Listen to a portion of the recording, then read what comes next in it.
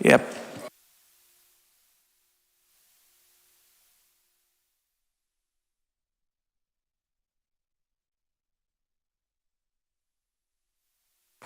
Good evening, ladies and gentlemen, and welcome to the 2022-2023 Board of Aldermen Budget Deliberations.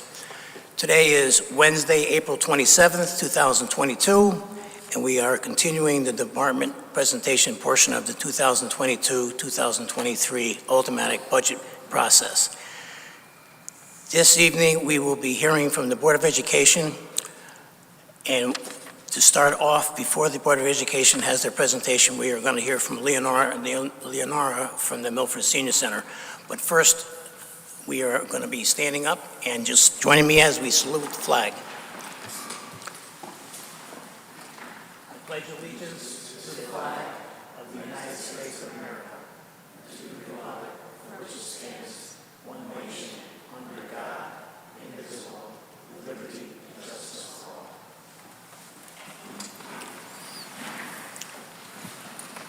Madam Secretary, will you please take the roll? Alderman Archiola.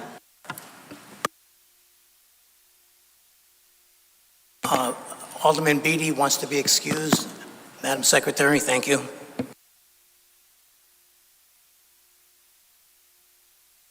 Here.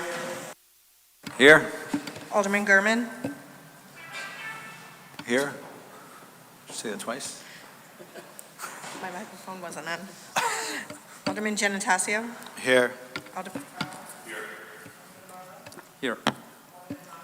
Here. Here.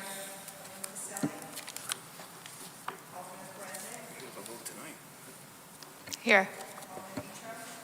Here. What's up with that? Here. Here.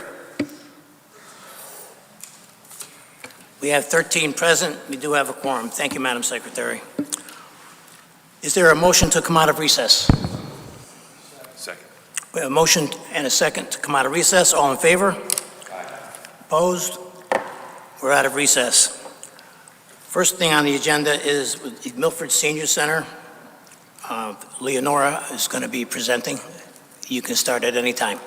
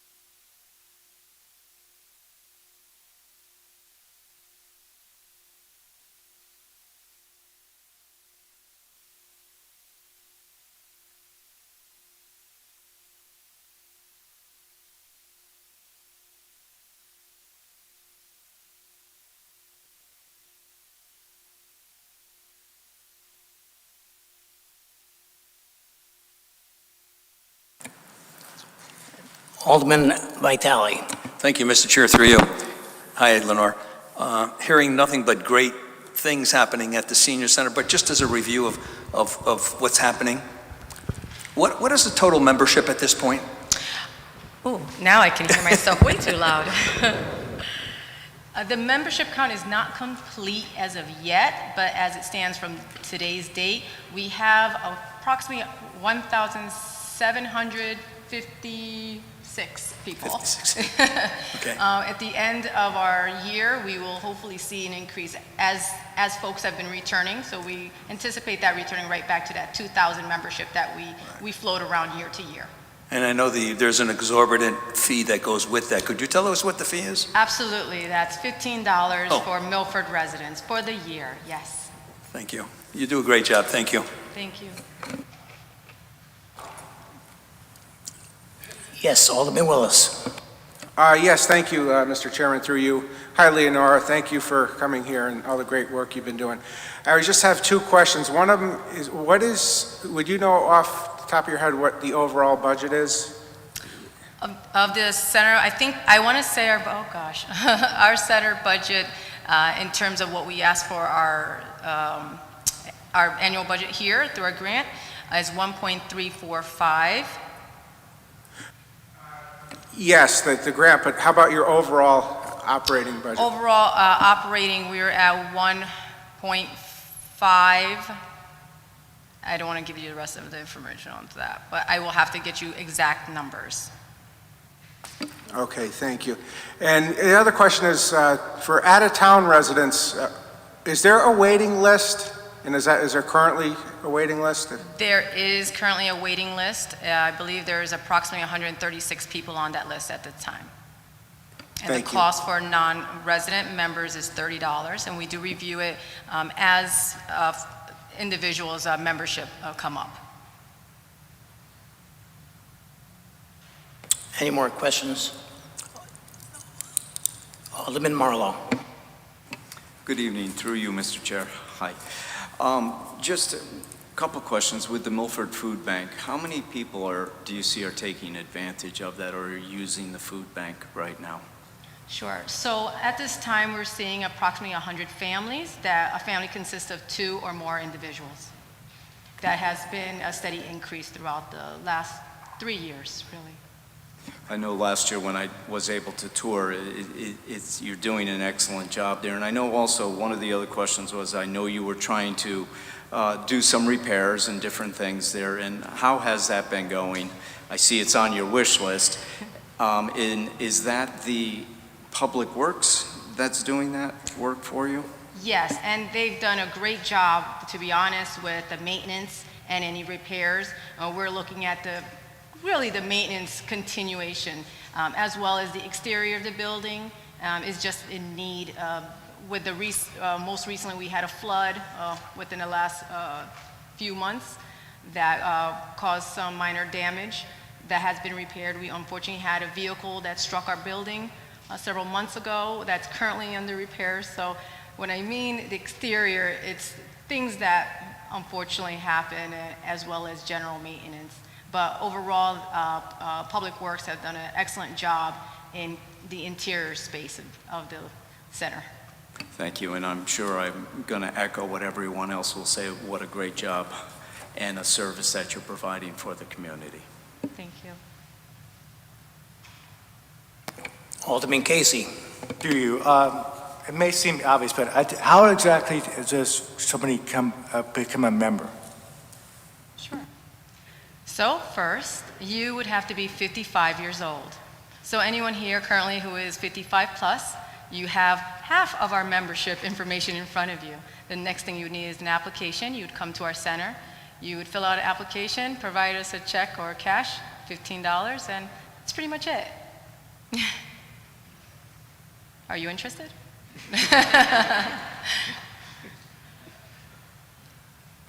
Alderman Gurman. Thank you, Mr. Chairman, through you to Leonora. Thanks for coming back tonight. Appreciate it. And you guys do a terrific job over there. Just to expand on Alderman Vitale's question on membership, what's the percentage or how many people from out of town versus Milford? I want to say the percentage is less than 10%. Oh, really? It's a very Okay. small percentage, and the board does manage that number. We have had requests for more by individuals, but we've kept with that to be really more for the residents here of Milford. Yeah. It's a shame, unfortunately, some towns do not have what we have here. To be honest, the support of the board of this city, this budget is healthy, and it's what is needed for all senior centers throughout Connecticut to run properly. I'm not a Milford resident, but I do often speak on other senior centers. I'm part of the Connecticut Senior Center Work Group, and in the state level, obviously, and we look towards centers like Milford really as the gold standard. And it's a wish for all of us in Connecticut to have a center like this for every senior who lives here in this wonderful state. Very nice. And one just quick follow-up. What's your daily traffic? Daily traffic has picked up. We're approximately 200 people coming in throughout the day, given what the meal is. If lunch is meatloaf, often we have more. But for the time, we do currently have I'm going to give you a total. It was about approximately 2,200 visits monthly at this point. Mm-hmm. Thank you. You're welcome. Alderman Archeolo. Thank you, Mr. Chairman, through you. Hi, Leonora. How are you? I just have a quick question about the food bank and how, what the level of donations were during the pandemic, and have you reached pre-pandemic levels, and how far off are we if not? Sure. So in terms of the Milford Food Bank, we did receive a lot of donations during the pandemic period, as a lot of organizations did. That was a wonderful way for us to be able to have something in the event of God forbid, a future event that we would not be able to have our Milford community support us. We currently do have an account set up for the Milford Food Bank, and if we needed to go in to support ourselves, we are able to do so. At this time, we unfortunately don't have that same level. Off the top of my head, I couldn't tell you the exact numbers right now, but I could tell you it's significantly lower than during the pandemic, but closer to pre-pandemic times in terms of donation rate. Would that be a number you'd be able to email me? I sure can, absolutely. Thank you very much. Mm-hmm. Thank you. Alderman Giannattasio. Thank you, Mr. Chairman, through you. Good evening, Lenora. It's always good to see you. Welcome back. I just would like to thank you for being involved on the state level, as you mentioned, and you're probably aware of what's happening in West Haven with the senior center. They're advocating for a senior center, and they are comparing it to Milford. I happened to be at a West Haven meeting, and they noticed my pin, and some of the seniors there said, "Oh, you're from Milford?" And I says, "Yeah." They says, "Oh, we love the senior center." So it's well known, and I just think that it's great that you're able to help other towns or other cities and helping them, guide them to bettering their senior centers. I just would like to follow up on the improvements. I know you mentioned that the interior improvements were done. I do recall when you were before this board and you had concerns, I think it was a flooring issue, and it seems like those issues have been addressed and they're all remedied. There's no safety issues. But when you mention the exterior, can you just be a little more specific on what your challenge is or what you're looking to improve on the exterior of the building? Sure. For an example, we recently, not recently, but in a short time had a flood. And one thing I noticed is that our gutter systems are not connected. There should be gutters that line the top and ones that connect to a piece here. There's nothing. It's just a little piece of metal just hanging out here. So the water just immediately dropped down and most likely went into the building, along with the fact that we're in a slope a little bit, so it probably just went in. So that's one thing. There's just, that in its own may contribute to some of the wood rot that is in the exterior of the building. All that has to be remedied before it could even be painted or kept up again. We also do ask for the bushes and whatnot to be cut down. It doesn't often get done. This would be the best time for it to happen while it's still low. But just for example, with last year, really we did not have that cut often. The grass would, but not the surrounding. And that's all of the appeal for the building. I often get people saying, oh, well, the outside, I didn't think much of it, but wow, when I came inside, this is great. We would like that wow factor to be all around. So I think it may be just timing with the vehicle that struck our building. We may hopefully hear from Public Works that says we can now look at the rest of the building. I look forward to them working on this, and it has been brought to their attention. Well, I appreciate you bringing that to our attention here tonight, because I happen to sit on the Public Works Committee, and I will follow up with the Public Works Director to see if this work is in the queue. I know they're a little short-staffed like everyone else, but to get some kind of timeline, and I would like to respond to you and get back to you with some of the updates on how the job is being, scheduled, so to speak. Because I think that it's important, that it gets done in a timely manner. So, thank you. Thank you. Any more question for the, yes, Alderman Willis. Yes, Mr. Chairman, thank you, through you. Just one question, Leonora. I know, how are you doing with staffing and volunteers? I know I looked and there's been a few positions that have been posted for quite social media director. Is there difficulty filling that, and what are some of the reasons? So we did have some retirements. What you may have seen posted are some of our independent contractors, specifically ceramics, Tai Chi. Those individuals not only retired, but they left the state altogether. So those are two there. We also have a need for a program assistant. As more programs are being offered, we want more individuals that have those skills to cover those programs. We're also looking at cost savings, whereas we may go into the direction of hiring out a program assistant that will do all arts and will cover ceramics, crafts, and offer a little bit more for our population. Additionally, with drivers are always, unfortunately, in demand as we have increased the radius for medical appointments, which is to a benefit of our members. We went from not being able to do more than just Milford to covering now a 7-mile radius.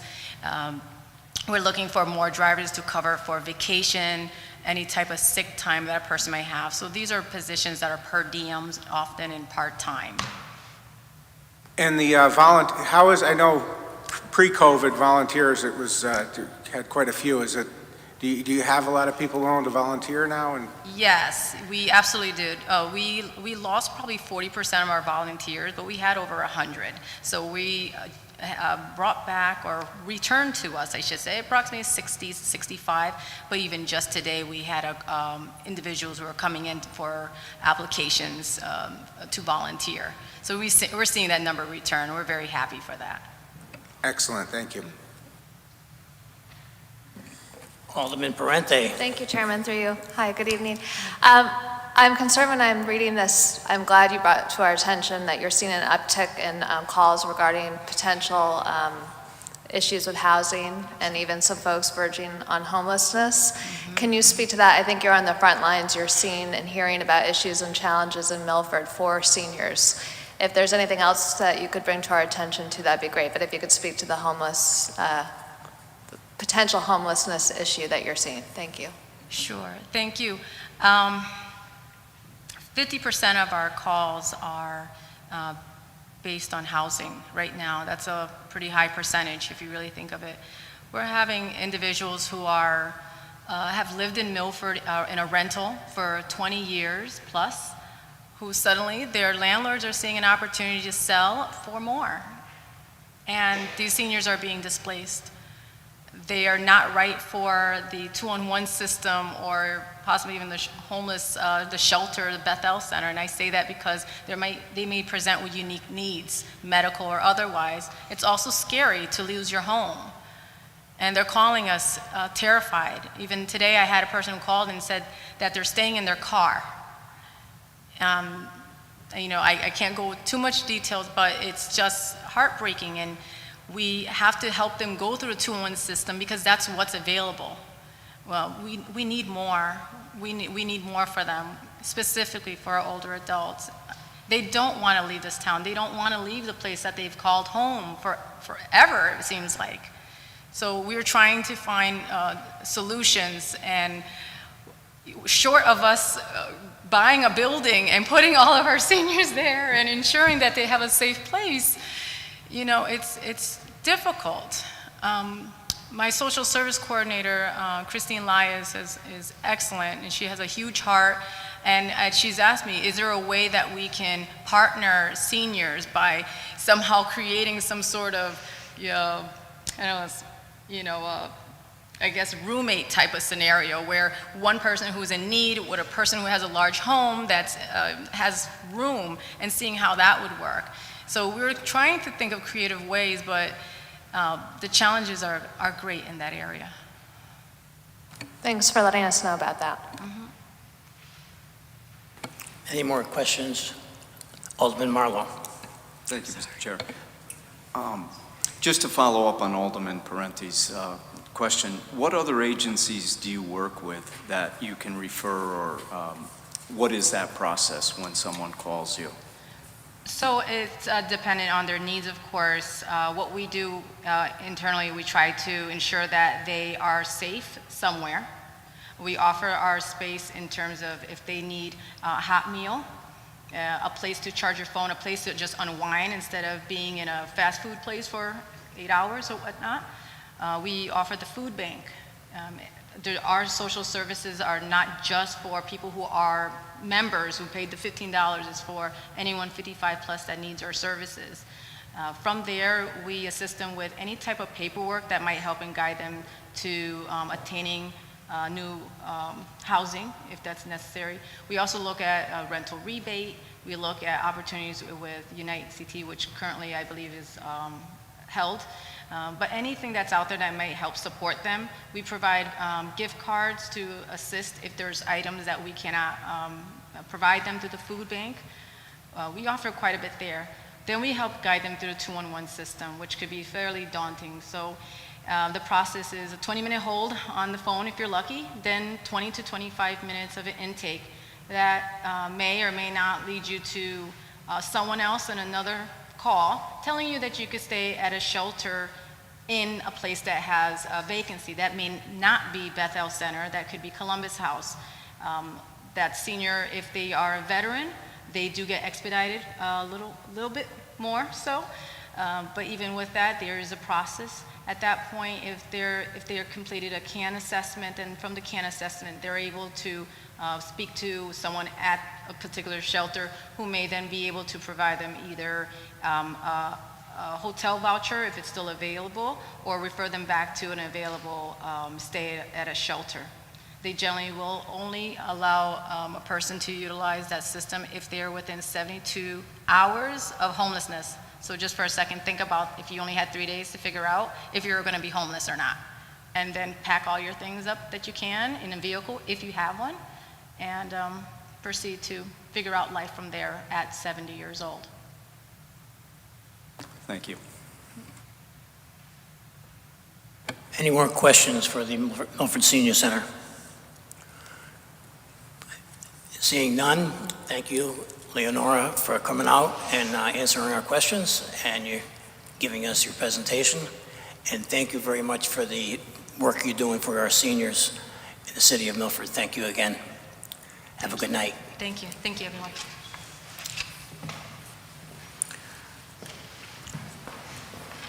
The next department on our agenda this evening is the Board of Education.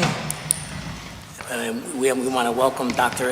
Anna Kataya Dr. Amy Fettigan, Mr. Jim Richitelli, and Chairman Susan Glennon. Welcome. And good evening. Good evening. I do have a few opening remarks before Dr. Kutaya makes her presentation, and would like to also introduce Mr. Chris Brown, who's the Director of Pupil Personnel Services. This is his first time in this building. It's nice to see you all in person this year. It's been a couple of years.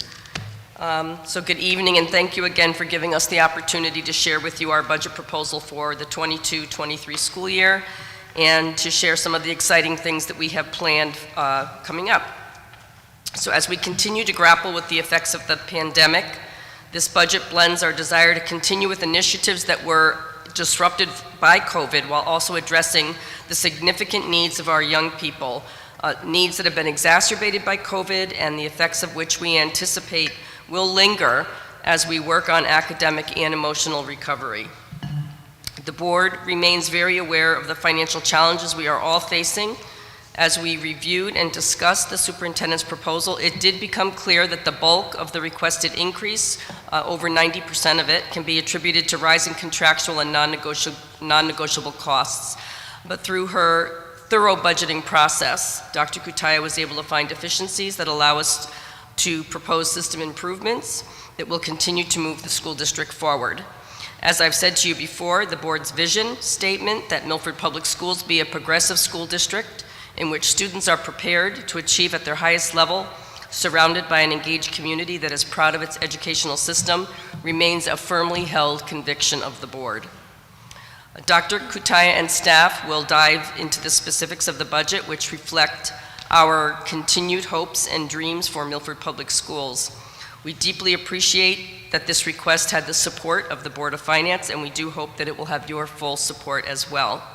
As always, the budget book contains supporting documents, Dr. Kutaya's executive summary, my transmittal letter, and a list of frequently asked questions that may help provide some clarity to the numbers.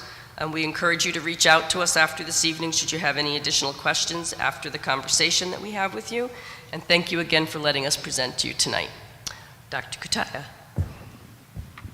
Thank you and good evening, everyone. I consider it an honor and pleasure anytime I have an opportunity to speak with you about the hopes and dreams we have for the young people of the city of Milford. I'm incredibly thankful that I get to share with you this evening categorically some of the commitments, priorities, and assumptions that the Board of Education adopted. I am thankful to be able to share with you a little snippet, of course. It would take me hours to share with you all of our accomplishments over the last year. Also want to share with you some of our plans walking in the next year, and of course, the bottom line of what that means financially for our school district and for this city. So I'm going to walk you through some slides to give you a general overview, walk you through some numbers, and then of course open it up for any questions you may have so we can dig a little bit deeper into the numbers and any programmatic questions that you may have. Okay? Thank you. So let's get started with what I hope is a visual that you will grow accustomed to. I've shown it for the last 3 years, and this to you, I hope, demonstrates our coherence and consistency and commitment to improvement in the Milford Public School System. There are 3 key pieces to what we anchor all of our work to, and that is a common vision of the learner, meaning what we want for every young person to leave our school system with. It's clearly defined in Milford Public Schools. It's not just throwing a dart at a target and hoping for the best. We have an exact target for our students, and that is called the vision of the learner. We also have a foundation for that, and it's called the relationships framework. And that is the chart over here, over to the right on the slide. We believe that we have to look at the child all heart, soul, and mind. And that is based on relationships. And the third piece that is key to our improvement in Milford Public Schools, that is the model for high quality instruction. And that's in the bottom left of this slide in the pencil drawing, if you will. That, for us, is a statement and definition of how and what we want our classrooms to look like so that the vision for every learner can be accomplished. So we have these core tenets defined, And this is what we wrap all of our plans around. The following slides have a whole lot of words on. I will not read all of the words to you. Don't worry about that. But I will highlight for you that this slide represents commitments that the Board of Education adopted in May of 21, of course based on a vision and a mission that was adopted long ago. But this is a refresh. There are 9 statements of commitment that the Board of Education said, this is what we believe in, and this is how we shall plan for improvement. And therefore, as an administration, that means this is how we budget. We budget around these 9 commitments. These commitments embrace what you would typically come to expect in a school system. Professional learning, a commitment to safe, secure learning environments, a commitment to mental health and social emotional learning, a commitment to curriculum that represents 21st century learning, a commitment to hiring the best people out there for our young people. Those are just a few examples of what our board has adopted and making a commitment to all of our young people. The Vision of Learner is based on 4 key tenets. That is, we want high levels of achievement in the area of scholarship for all young people. We also want to focus on personal development for each child as they work their way through our system, a sense of citizenship to be developed in each young person, and of course, levels of creativity and innovation. Walking into the budget season, we developed and the Board of Education adopted priorities for the 22-23 school year. I won't read all of these to you, but they do align to the commitments if you start to read through them. They seem to be not redundant, but very consistent. A core instructional program, wellness, professional learning, class sizes that are effective and healthy, physical learning spaces that are 21st century representative, and extracurricular activities and athletics that support our young people's extended interests. Walking into any budget season, we have to forecast a little bit. We have to wonder, what will the financial climate look like going into the 22-23 school year? We made some assumptions that the Board of Education adopted. Some of those assumptions include, as Ms. Glennon already referred to, what will the short and long-term impact of a pandemic learning environment look like on young people? And not just academically, but also social-emotionally regarding their mental health. We also considered the potential use of other funding sources. We're not sure, while we have realized some of those impacts over the year, we're not sure fully what the housing sale impact will be in the future for Milford Public Schools enrollment. We also understand that there are contractual obligations that we have to bake into the overall budgeting process. Additionally, in the assumptions, we have to budget for special education tuition and transportation, which is not always a secure forecast when you're budgeting in the fall, winter of the school year before enrollment and school doors even open the following year. And of course, transportation costs have to be baked into this budget forecast as well. Additionally, we'll talk a little bit more about the rising cost of utilities. It has had a significant impact on our current budget, which we're working with our Board of Education on currently, but we're also predicting that those costs will continue to rise in the upcoming school year. We have an ongoing commitment to our SRO program, and of course we have a commitment to find efficiencies throughout our budgeting process, that we understand that budgeting is not only an addition problem, but it also is subtraction, and we have done our homework on subtracting. So I just want to underscore this slide. There are only 3 words on it, right? Accomplishments and progress made. But I want to remind you that it was done in the context of a pandemic.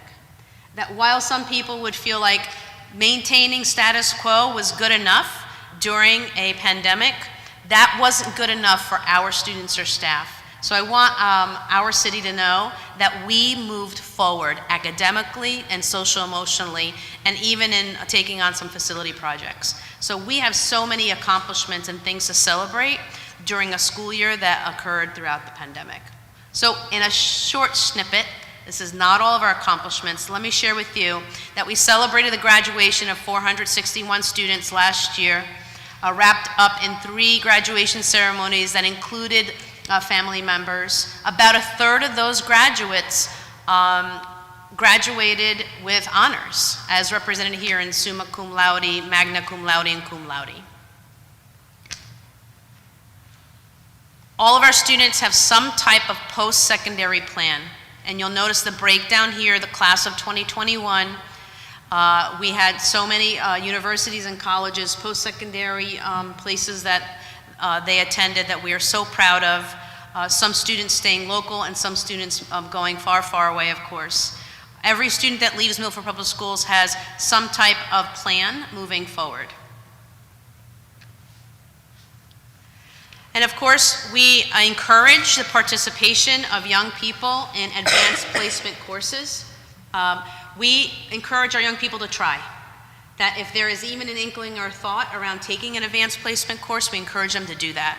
And you will see that we had 167 students named AP scholars. So these weren't only students that decided to take on an AP class, but scored at such a high level that they were considered scholars for the 2021 school year.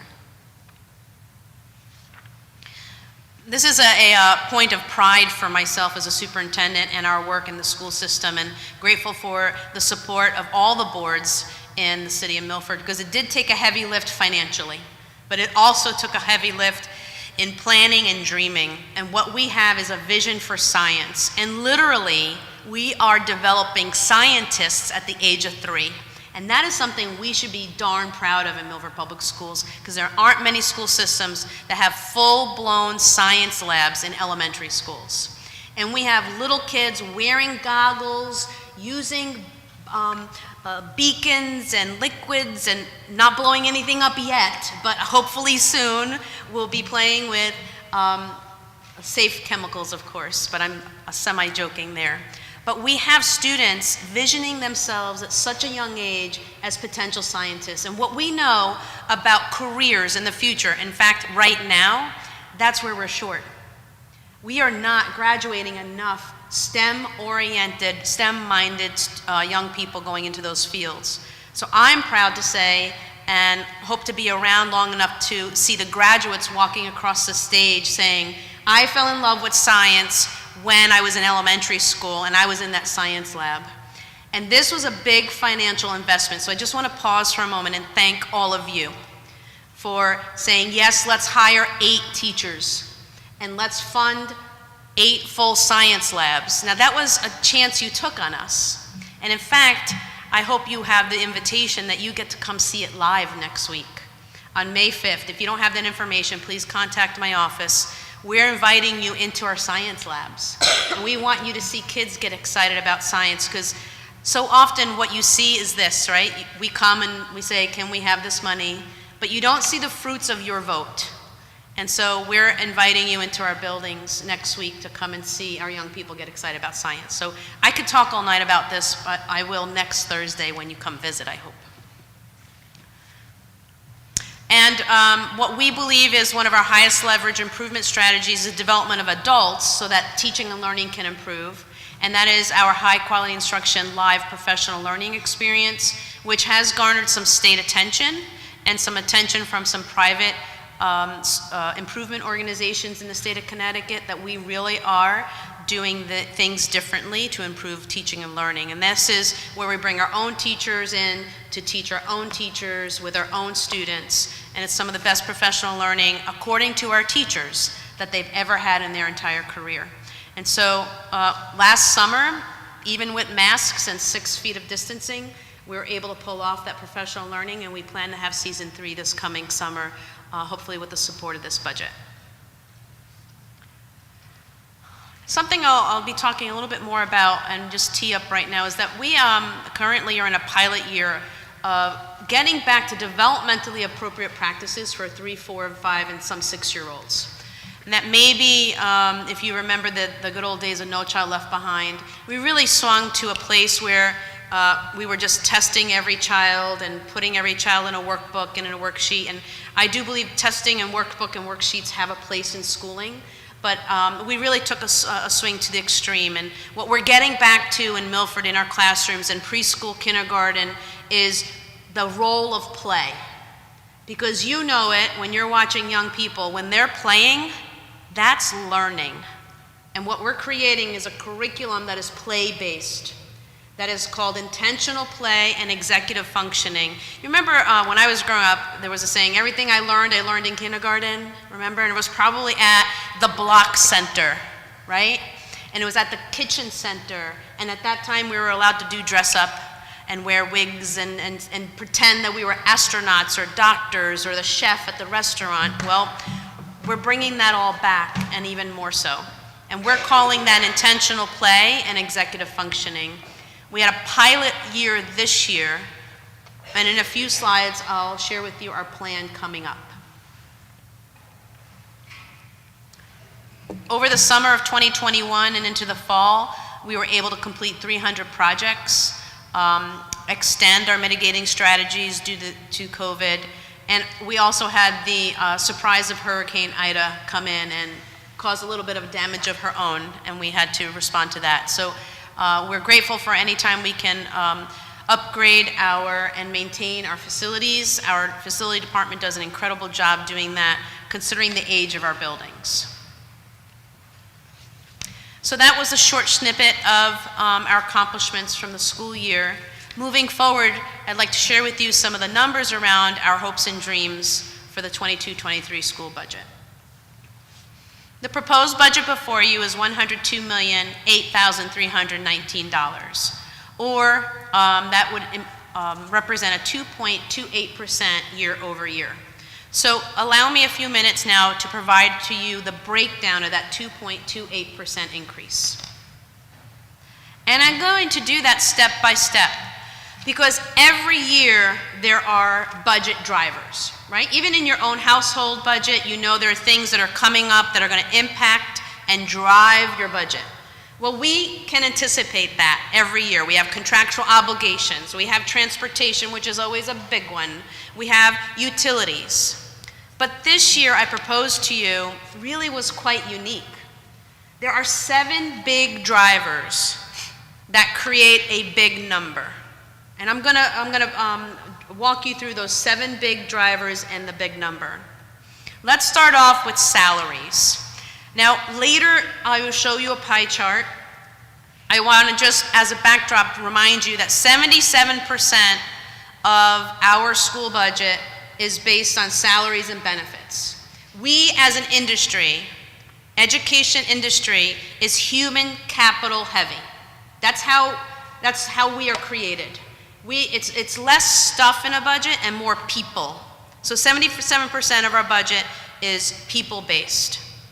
Well, the 2.28% is impacted by a salary increase of 11.0 FTE increases. Let me walk you through the 11.0 FTE increases.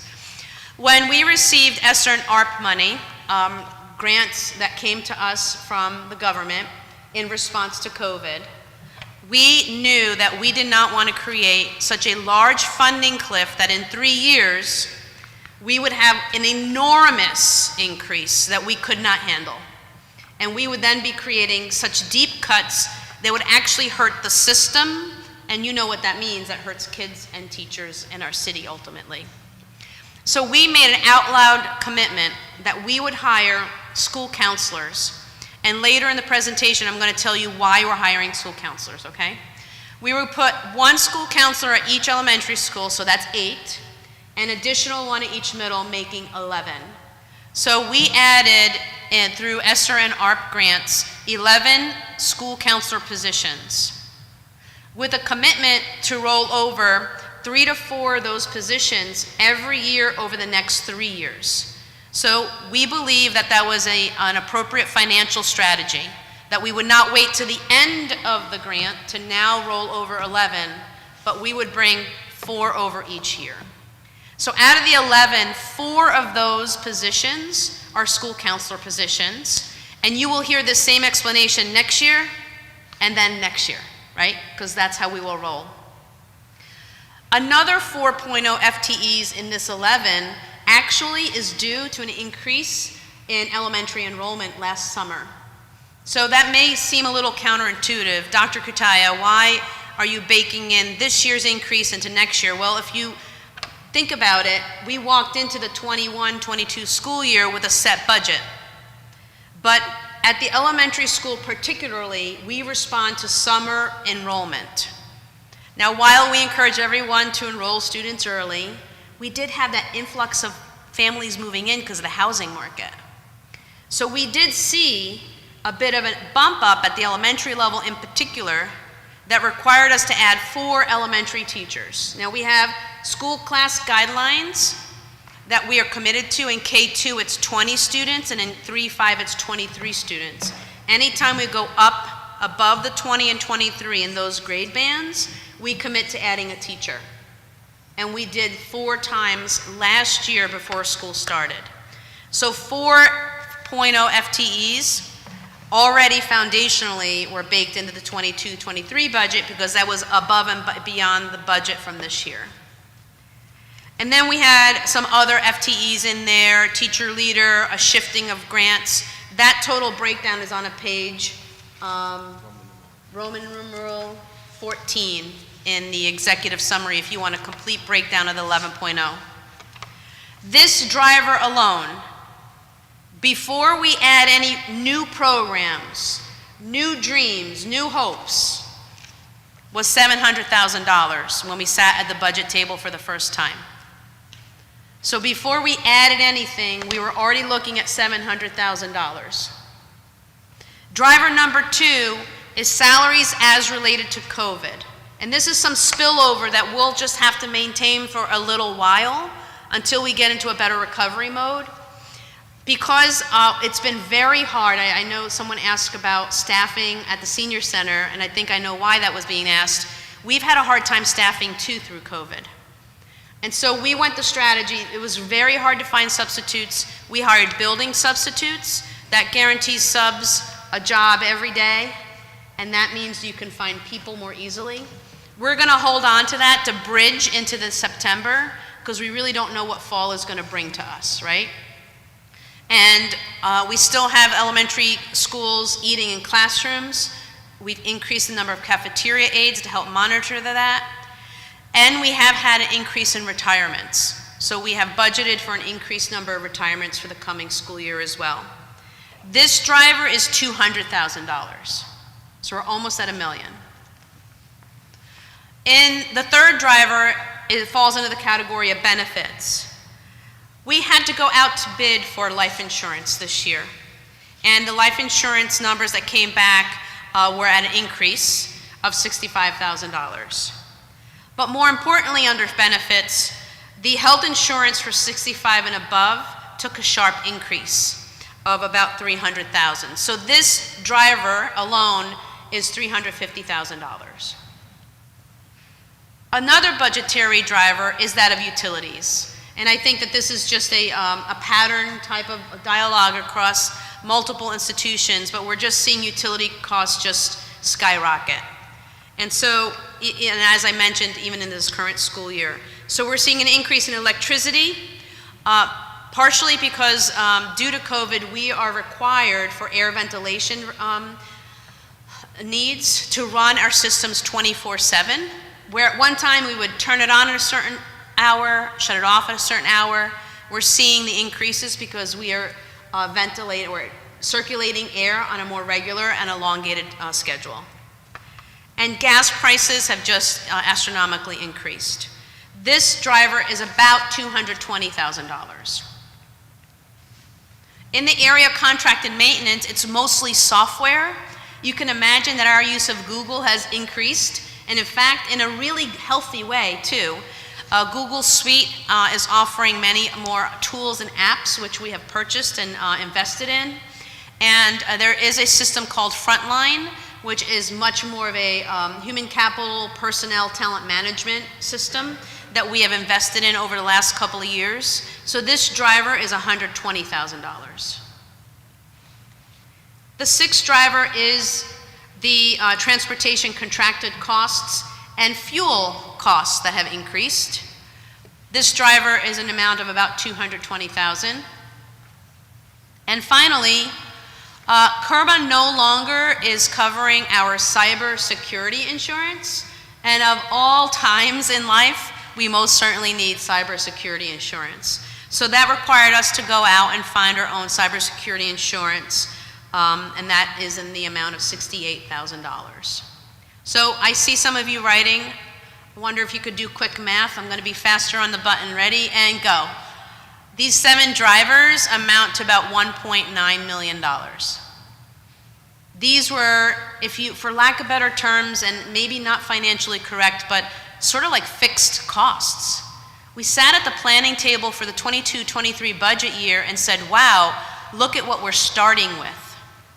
The $1.9 million, statistically, if you want to keep track of it, represents about 85% of the 2.28% increase in front of you. So we're asking for 2.28% increase year over year. 85% of that is in front of you, right here. I could stop the presentation, and this is what it would represent.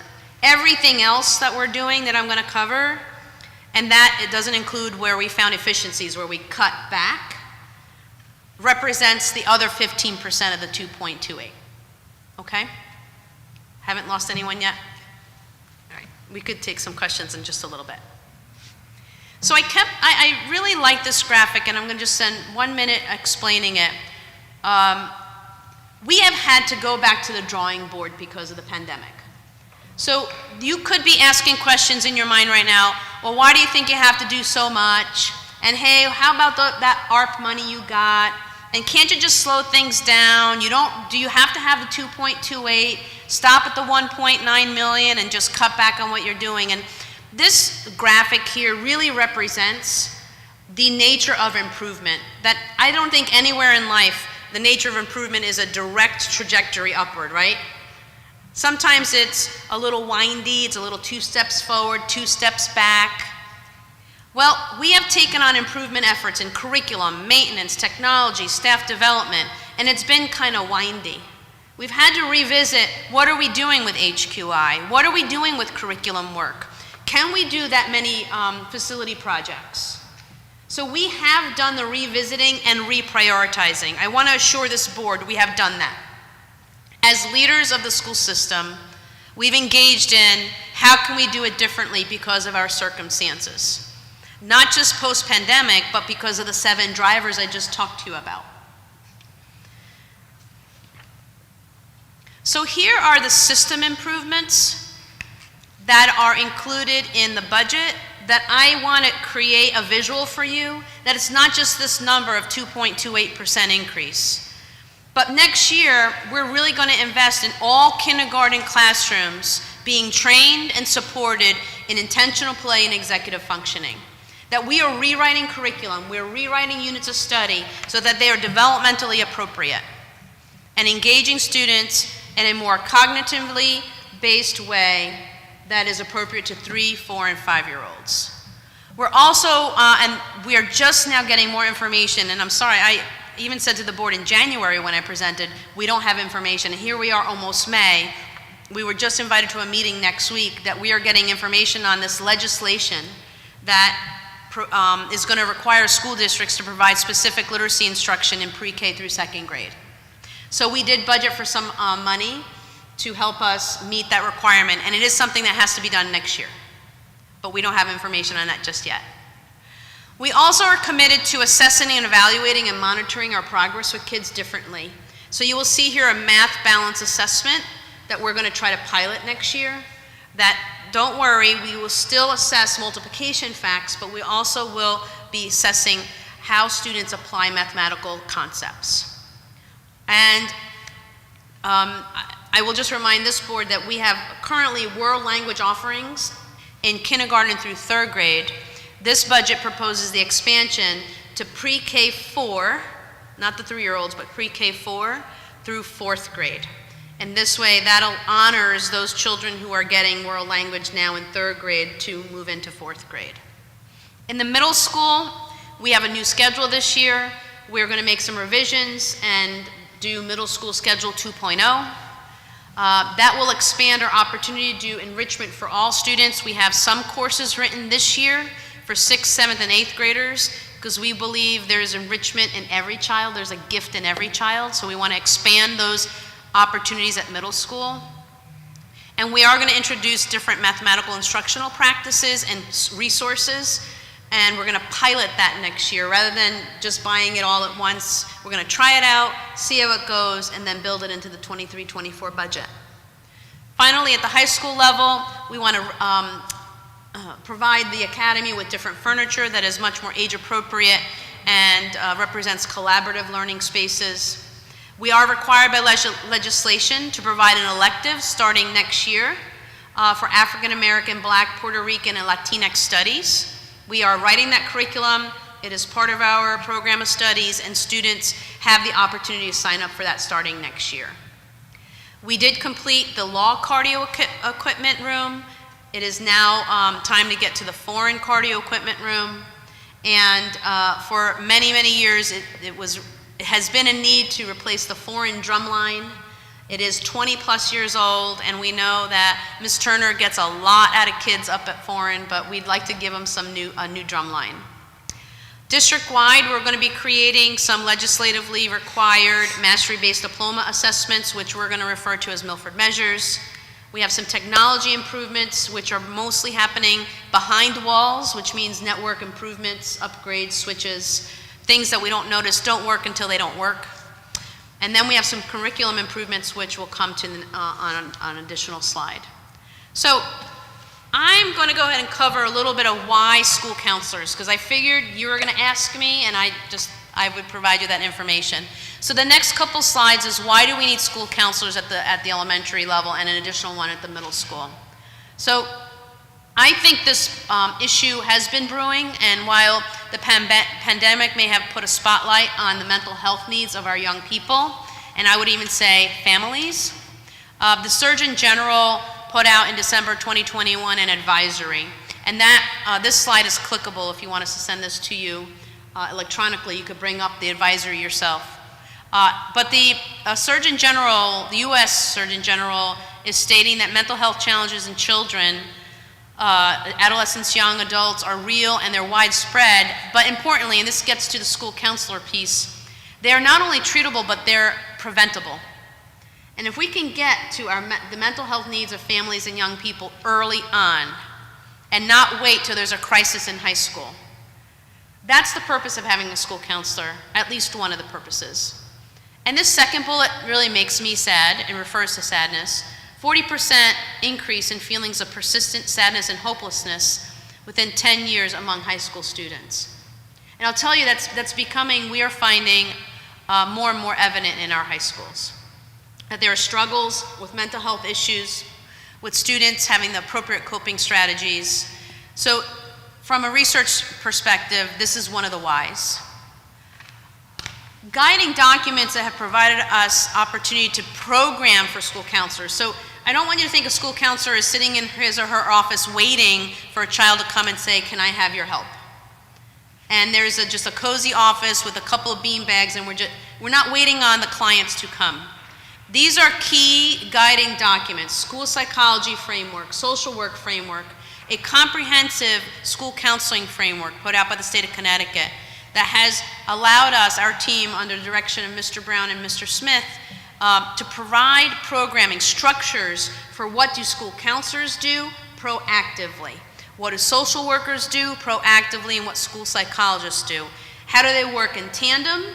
How do they work in separate lanes? And how do they work all together with families to meet needs? So what could that look like? It could look like a prevention model where those school counselors push in, that every kid gets access to school counselors, not just students who knock on the door and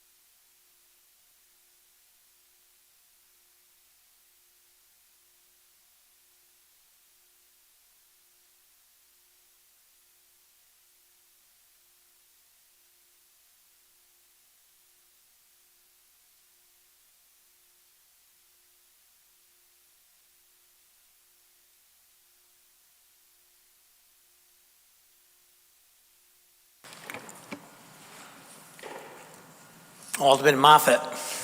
Yes, excuse me. Thank you for the presentation. I was wondering what programs you have that get the parents involved in the educational process. This is not working. Can you hear me? I can.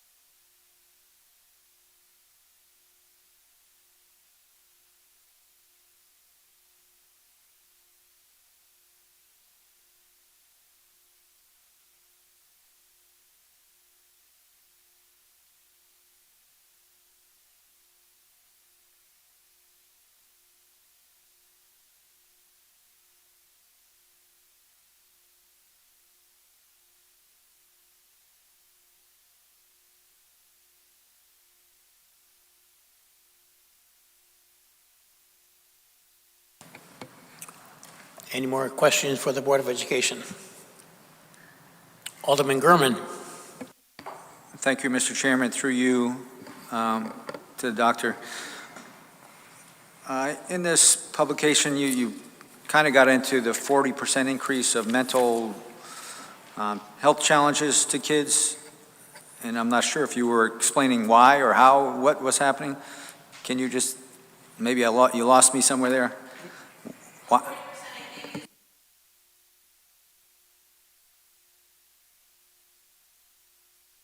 Right, but what's causing that? Do we know, or just, is there reasons, is what's?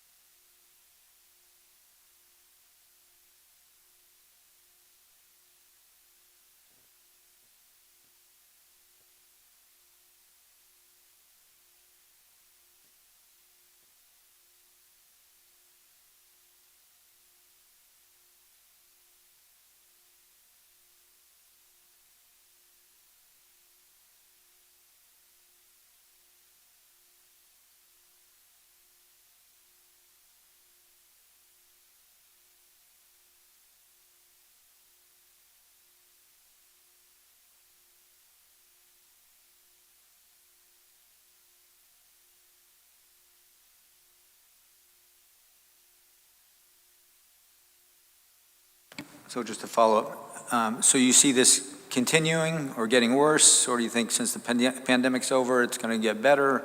Where do you see it headed?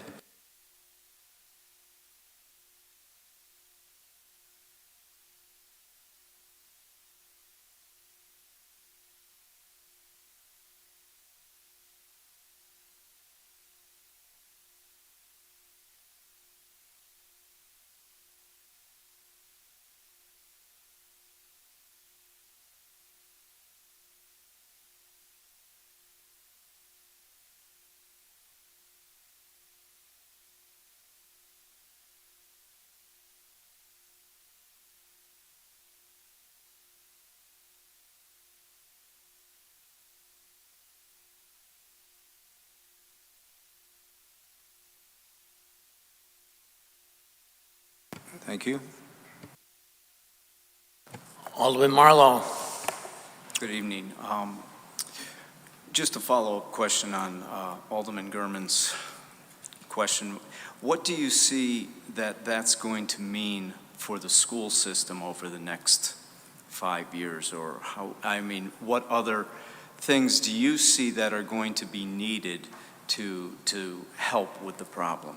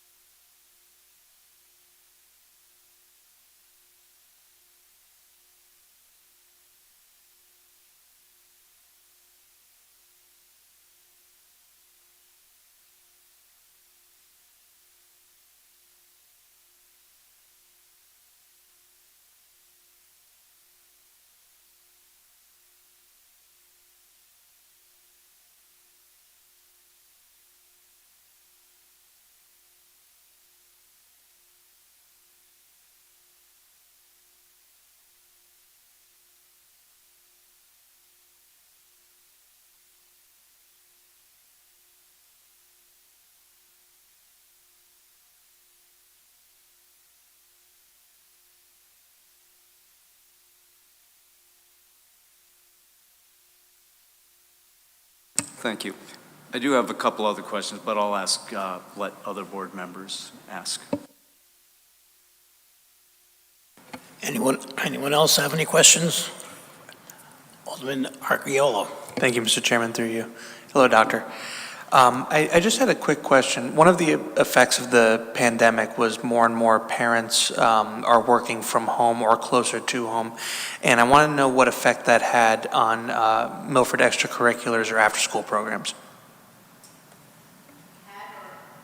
Currently. Yeah.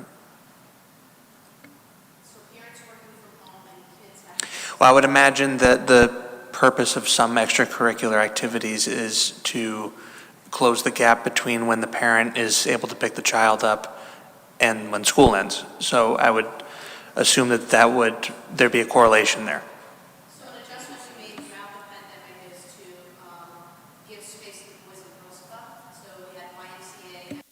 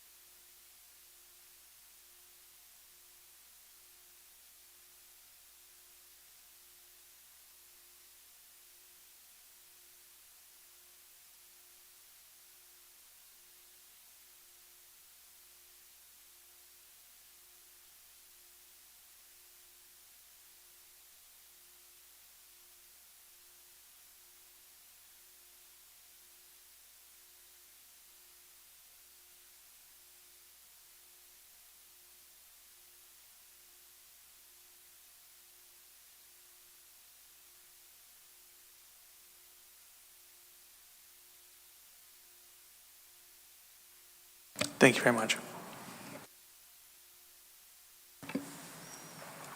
Alderman Harlow. See me? Okay. Through you, Mr. Chair. Good evening. Thank you for your detailed presentation tonight and providing us a lot of information as to the difficult task, the more than difficult task that you faced over the last 2 years with the pandemic, and over and above having to do what you do and have to deal with some of the things that we've had to work with. So I thank you for that. We thank you for that. Areas of savings. You highlighted 3 specific spots where you were able to save money. One of them was Series 5600, which was the tuition.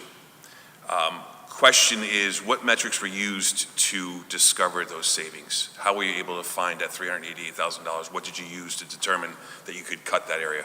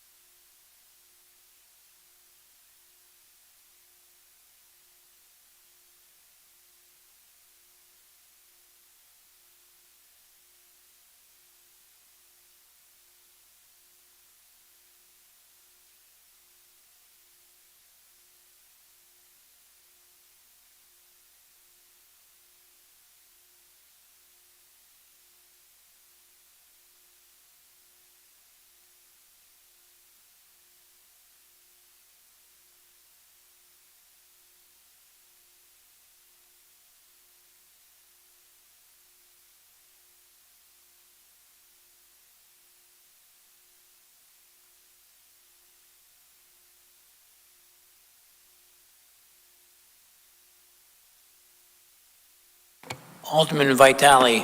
Thank you, Mr. Chair, through you. All I can say is thank you for the last couple of years. The extensive presentation was excellent. It answers a lot of questions, but even though it answers a lot of questions, we may need to kind of revisit a few things that I think happened in whatever, not because I think it, but what was said in the past. First of all, we got to get kids to school. Okay? And that means transportation. And I know transportation was always a big thing. It's a big budgeted item. So did something change along the way where buses, walkers require busing? Is it still 2 miles or 1.5 miles?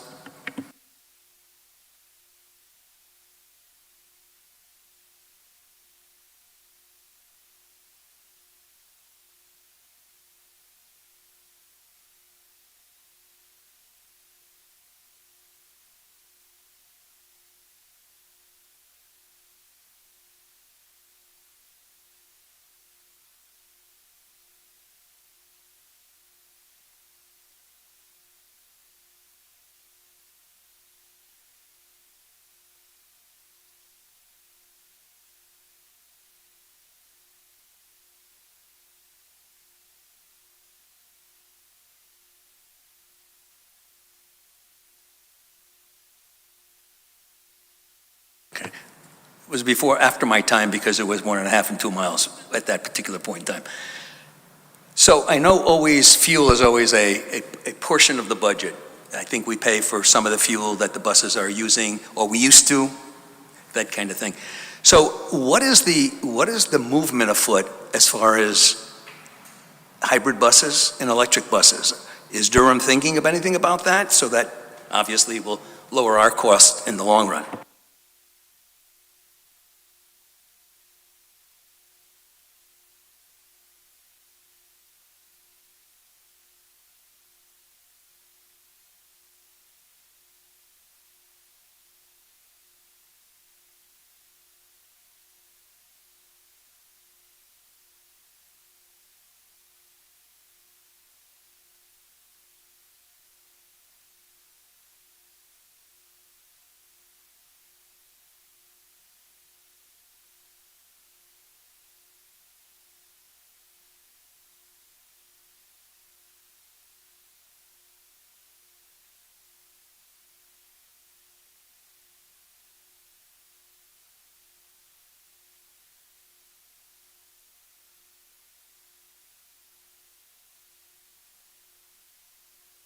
So hopefully,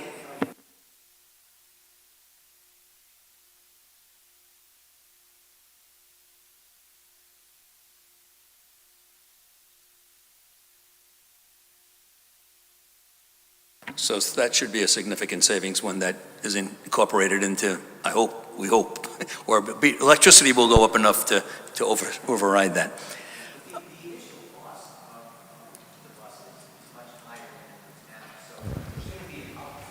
Right. Okay. Okay, just a couple more questions, Mr. Chair. Jumping around a little bit.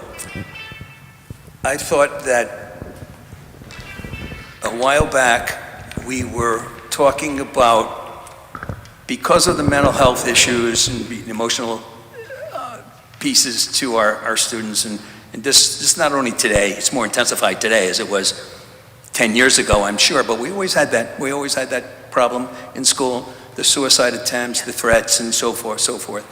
I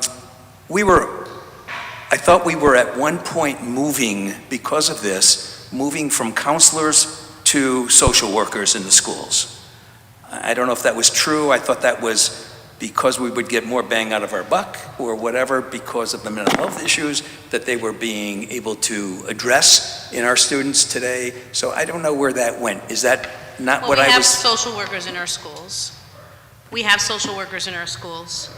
I thought we started out with guidance counselors a long time ago, was strictly You're not allowed to guidance. say that anymore, Alderman Vitale. They're not called guidance counselors, school counselors now. School counselors. Excuse me. But anyway, we had those people a long time ago. And as we evolved and got more complex, students' needs were greater, I thought we were moving more toward the social worker than the counselor, and we were phasing that portion out. Is that not true? So I don't recall that dialogue with you during my time here. I don't think it was your time here, but I think it was. But there is something that has come to the table that has changed things. Legislatively, in the state of Connecticut, we are now required that all students have access to school counseling support by a high-qualified certified school counselor. So that probably changes the game a little bit from that dialogue that you remember. Okay. So we believe that the perfect triad at the elementary school, with our current understanding of needs, right? So I want to like asterisk my comments, because we only know what we know right now, because we're not even out of a pandemic yet. Like it's, I don't know that we've really seen the full impact on our young people and our families. So right now, programmatically, with what we know at the elementary, the triad of school psych, social worker, school counselor, based on what we've planned over the last 9 months, is the plan to move forward. And that is responsive to the legislation, responsive to our needs in the areas of 504 and special education, and responsive to family needs. So we think, if you think of the concentric circles, if you put those 3 positions, they have standalone jobs, and then they have jobs that overlap. And that checks the box off on the legislative requirement for us on school counseling. Okay, so there's other guiding lights that are controlling Yeah. what we do in the If you remember, there was a municipal. picture of the K-12 school counseling framework that the state put out that we're following. Okay. Staying in that vein Okay. of mental health and health within the community and within the high schools, I know there was a run or a thought and talk about health centers in the high school through the health department, through Bridges, when collaborating with establishing health centers, just not that nursing or health room, but actually providing more help for our students in the high school. Is that of any conversation at this point in time? I think now that Ms. Joseph and I have a little bit more free time, we might want to engage in that dialogue. I think it's I mean that flippantly, I'm sorry. It's a but- great idea, and I mean we have the resources within the city. I know West Haven does that, and within. I would not be opposed to the idea, but we would just need some planning with the health department.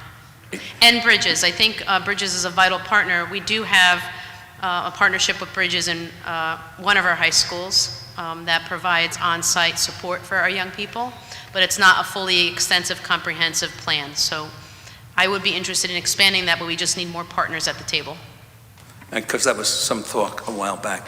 Tying that into special education with tuitions, and what is the number that we're paying for out of district tuitions for special needs kids? On average, tuition is approximately $80,000 per student. So that's average. Some may go much higher than that, obviously. Is there any way, and I think we talked about this maybe before your time and many times ago, that we were able to establish classrooms within our district to alleviate that outside district tuition, because that's a tremendous cost? Yes. Have we talked about? Yes, we have. And that's, as Mr. Rich Telly mentioned, that's part of the reason that we were able to reduce that tuition line by over $300,000, almost $400,000 for the coming year. We have expanded our in-district offerings for students who have significant special education needs. One of the things that we are confronting, as all districts are confronting, is that the increase in needs tends to be around students with significant mental health needs. One of the things that we are anticipating is the increase in school counselors is going to allow us to offer more in-district programming and simultaneously decrease our out-of-district tuition costs. We'll keep more students in district, and that will lower that tuition line. I think that's always a goal, to keep as many kids as we can, and yet sometimes we can't just, we just can't provide for those needs. Again, follow through. Just a couple other questions, jumping around and jogging my memory. A couple of years ago, and I know STEM is still strategically there, but we were also including the A in STEM with the arts, with the STEAM. Whatever had happened to that? I'm not sure I did that, because I think the A deserves its own stage. Because I think the arts is highly celebrated in Milford. I think you see in our budget an investment in the arts. There is a rewrite of curriculum pre-K-12 in art, music, library media, a significant investment in the musical equipment and everything that students need there. We just refreshed uniforms. So I understand what you're saying, Alderman Vitale, in that I think there was a trend there for a while that we called it STEAM in the field of education.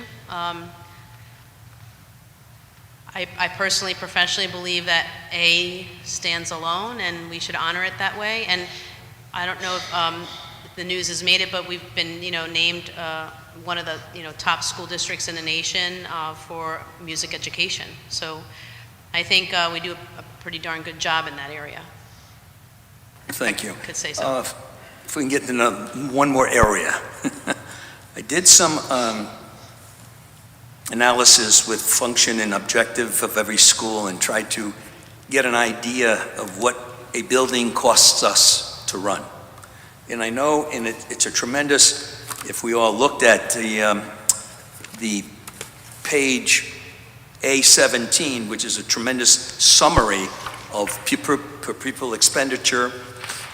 We know that we are spending in the area of $19,280 per pupil expenditure when it relates to the operating budget. We also know that if we add into all of the ancillary accounts that affect budget, the education budget, it jumps to about $23,000 per student expenditure. Running our buildings, I only did a few. It was an intensive, labor-intensive as teaching and as our educational system is, that for instance, Pumpkin Delight is probably the least expensive to run, which is like $4.4 million, going up to Jonathan Law at $16.5 million. And in order to get those, and when we talk about per pupil expenditure of $19,000, it's usually an average because we were dividing. It's what goes into math. The number of kids goes into the total expenditure, and we come up with $19,000 per head. But every school, if you were doing this on a school basis, is different. That's a little different. And in seeing that, I think the lowest portion, I think JFK is like 17,000 per student, or Meadowside, I think, is 16 per student, going up to Jonathan Law, 21,000 per student. But there's a glaring expenditure that I see with the academy. The academy is like 1.6 million with 22 kids in it, and I know there's a lot of explanation, I know there's a lot of justification behind it, but when you divide 22 into 1.6 million, the number's like $74,000. Well, Cough got me out, $74,000. there aren't 22 kids in there all year long. Pardon? There are not 22 kids in there all year long. I think October 1st enrollment snapshot may have been caught at 22. I don't know where you're getting that number. It's done.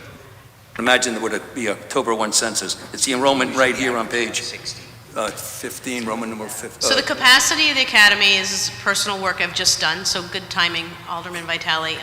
The capacity of the academy is about 84 to 90-ish students. We've done that analysis. When you separate kids by 6 feet in the academy, if you've been in the academy, it's a really just kind of a tight building. Now you're going to cut that number significantly. You just don't have any room to put kids at 6 feet. So during the pandemic, we had to revisit the capacity of the academy so much more differently than law or foreign. So 22 would be an anomaly number. I don't think it would be fair to use that number to say that's the capacity. That may have been October 1st this year because we were still sitting at 3 feet. But normally it's 84-ish to 90 feet. I think Mr. Riccelli whispered in my ear it's about 60 on average, but we did capacity, it's 84. All right. That number into 1.6 is still a tremendous number over the average per pupil expenditure. And I don't know where, you'll have to forgive me, I'm confused by your numbers. I'm like saying to Jim, where am I going? So I don't know where 1.6 is coming, and I'm happy to sit with you and talk about it, but... If you just take all the objectives and functions of the budget, from electricity, turnkey, from morning to the end of the day, everybody who comes in, and that's what your total budget does. That's the number. And it could be off, believe me, it could be off, because it was tiring. I'm going to give you my answer on the spot. Clearly, I haven't rehearsed this one. But on the heels of what we were just asked about mental health, and on the heels of what we were just asked about, can you keep kids in-house and not send them away so that they cost us lots of money? I assure you, if we programmed for 84 kids outside of our district, it would be significantly more than $1.6 million. Because mostly, not all, we have students that really get their needs met at the academy. And they may not be doing that at foreign and law. So without hesitation, I think we need a place like the academy, not because it's a cost savings, but because it's the right thing for our kids, particularly on the heels of so many questions about mental health. So I'm not sure exactly, Mr. Riccicelli and I haven't done the math on what that looks like at capacity or even during COVID, but assuredly, I say to this board, if we're taking a look at money only, I think it would cost us more if we didn't have the academy. There's always has to be an explanation to, justification to all these things. Yeah. But I appreciate the question. I think it causes me to go back and to look at, the operations and functions of it and see if there are any efficiencies there. But it is our plan. As I said, we just came out of this meeting, right? We did a walk through the academy to try to better understand how can we run this more efficiently, and how can we max it out in the future? Thank you. Just one last area. Contractual enrollment figures for K, for primary, for intermediate, and so forth. Can you go over those numbers? In other words, in K2 or 3, what enrollment contractually is there, not to extend? Oh, sorry, contractually. I think it's 30. 30? 25 primary, 30 secondary. I thought it was it 20, still 20, 25 and 30? If you give us 2.5 minutes, we'll get it. Oh, okay. Okay? Okay, Thank you. then that begs the question, if I look at, and we talked about enrollment and we talked about FTEs, if I look at some of the enrollment figures on page Roman numeral 15, I see there are a lot of grade levels or grades with three, or a lot of levels with 3 grades. And, you know, it's blaring that if we have 52 kids at a grade level and we have 3 teachers, that's 17 kids we have. But if we went down to 2 teachers, it still wouldn't be exceeding contractual levels. And it's very sparse and few between, and I know there's always another issue because I would not want, if I was in that position, I would want 2 teachers, I would want 3 teachers in that level. But the fact remains that when we have classes of 13 kids and in first grade, I mean, sometimes 2 smaller classes, not, as we all know, 2 smaller classes, 2 is not good. I don't know what that number is, but, you know, we learn from each other, and the more diversity we have in classrooms, the better we are. But, you know, it doesn't happen. I see maybe 2 or 3 instances across the board, but. I'll give you the answer to your question. Okay, thank you. Contractually, in grades 2 to 8, it's 30 students. Grades 9 to 12 is 30 students. Kindergarten and first is 25. So that's the direct answer to your question. Because that was the same, that hasn't changed for a while, I guess, but okay, and, you know, as I say, where there could be 2 with those contractual levels, there are 3 in many cases, but I can't thank you enough for what you do and how you do it and what you did to get through the last 2 years, but congratulations and thank you as administrative central office and those teachers out there who got the boots on the ground, so thank you very much. Well, we felt your support on the community, so thank you. Thank you. Here. Alderman Marlowe. Through you, Mr. Chair. Good evening again. Hello. And as Alderman Vitale said, I want to first thank you for the presentation, the way you presented in the book, and with the questions in the back, always answer a lot of the questions that we seem to have. But I'm going to jump around a little bit as Alderman Vitale did, and some of it is just for my own information. I'm looking on page 2 of the budget book at the teachers, regular and special ed. And my question is just, I see that in certain schools, such as Orange Ave, you know, the full-time teachers went up, and I'm assuming that's enrollment went up. But then if I go down to special ed, I see that the special ed teachers went down. And I'm just curious what has happened there and you know, if I look at the high schools as well, I see Jonathan Law went up 2.8, you know, full-time employees for the special ed. So again, I'm just wondering what is going on with that.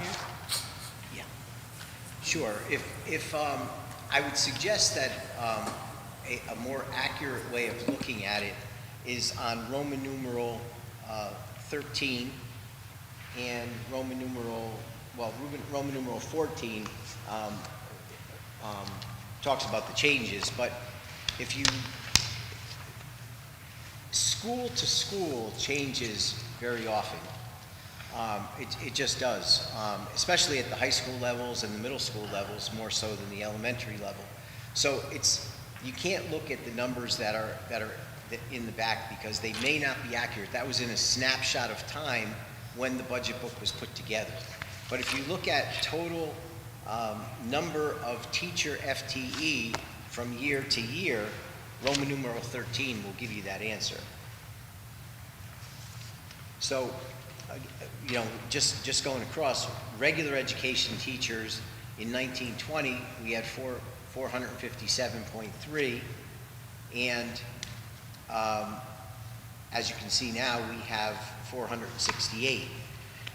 Difference year to year is 5.8, and those changes are elaborated on Roman numeral 14.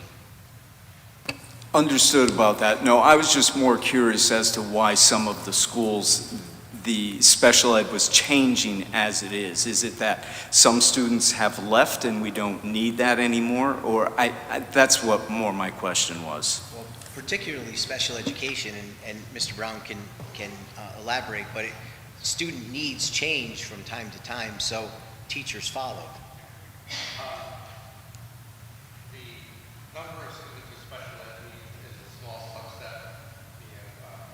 So as students move up to the middle school from elementary school, there's going to be a shift. Sometimes families move within the city, so there's a shift. We work really closely with our building principals to adjust the mapping so that the teachers are where the students are. So for your example, there was a shift of students going from fifth grade to sixth grade as part of it. There were also some families that moved out of Milford. And so we took part, we have some special ed teachers who go within schools. We also, we had the major shift for students going to the middle school from last year. So that was a part of that shift. Thank you. If I could ask another question, Mr. Chairman. Again, along the needs I guess as long as we're talking about special ed, do you see with, the mental health issues that were coming up that more children will be identified as special needs and that we see, our needs for special needs teachers will change?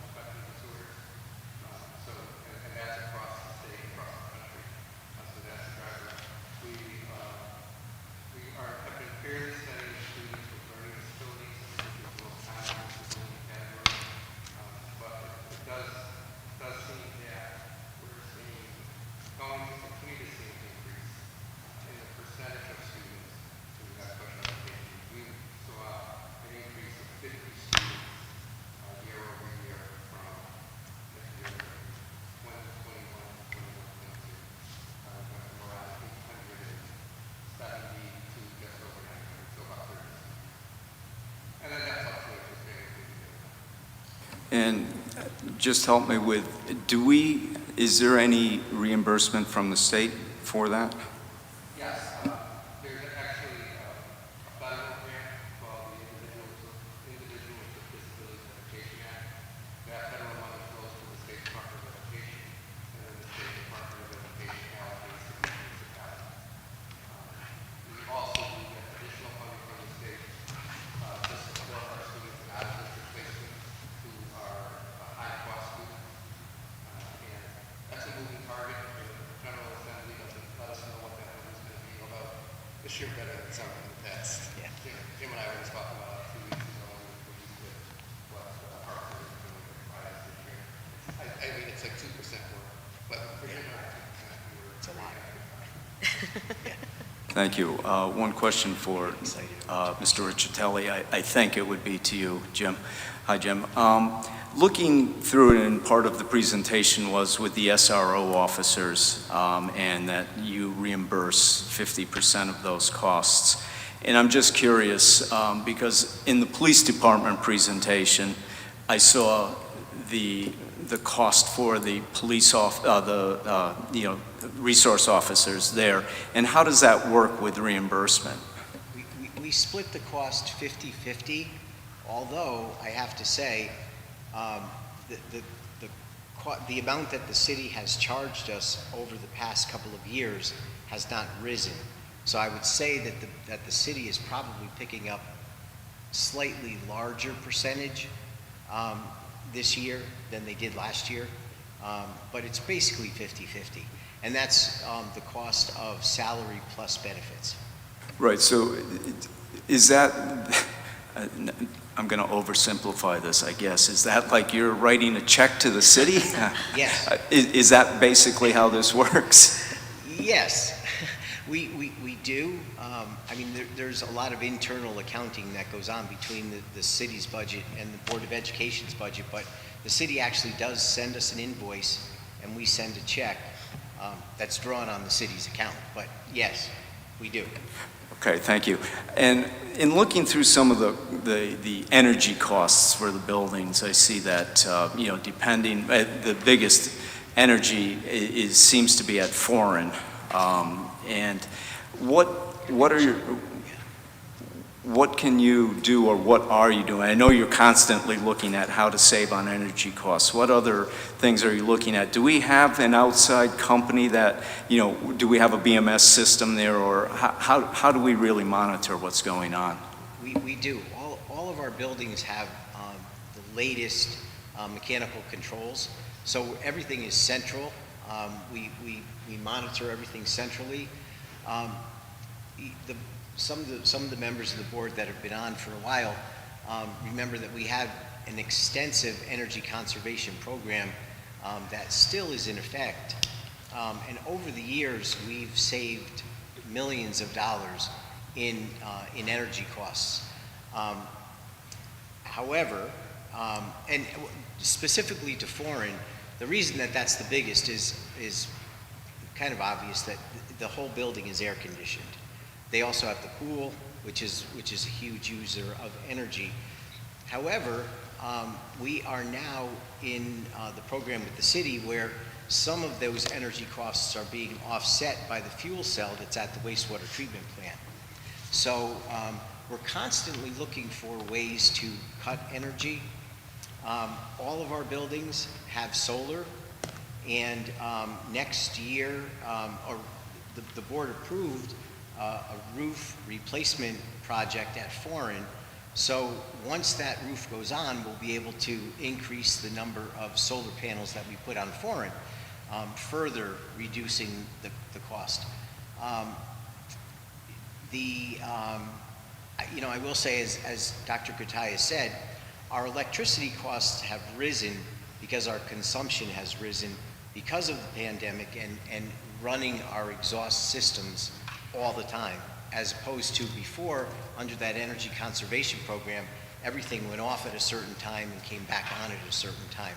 There were lots of downtimes on that system, where now it's running almost all the time when school's in session. So our consumption is up. And then the last thing I'll say is just the global economy right now, and many of the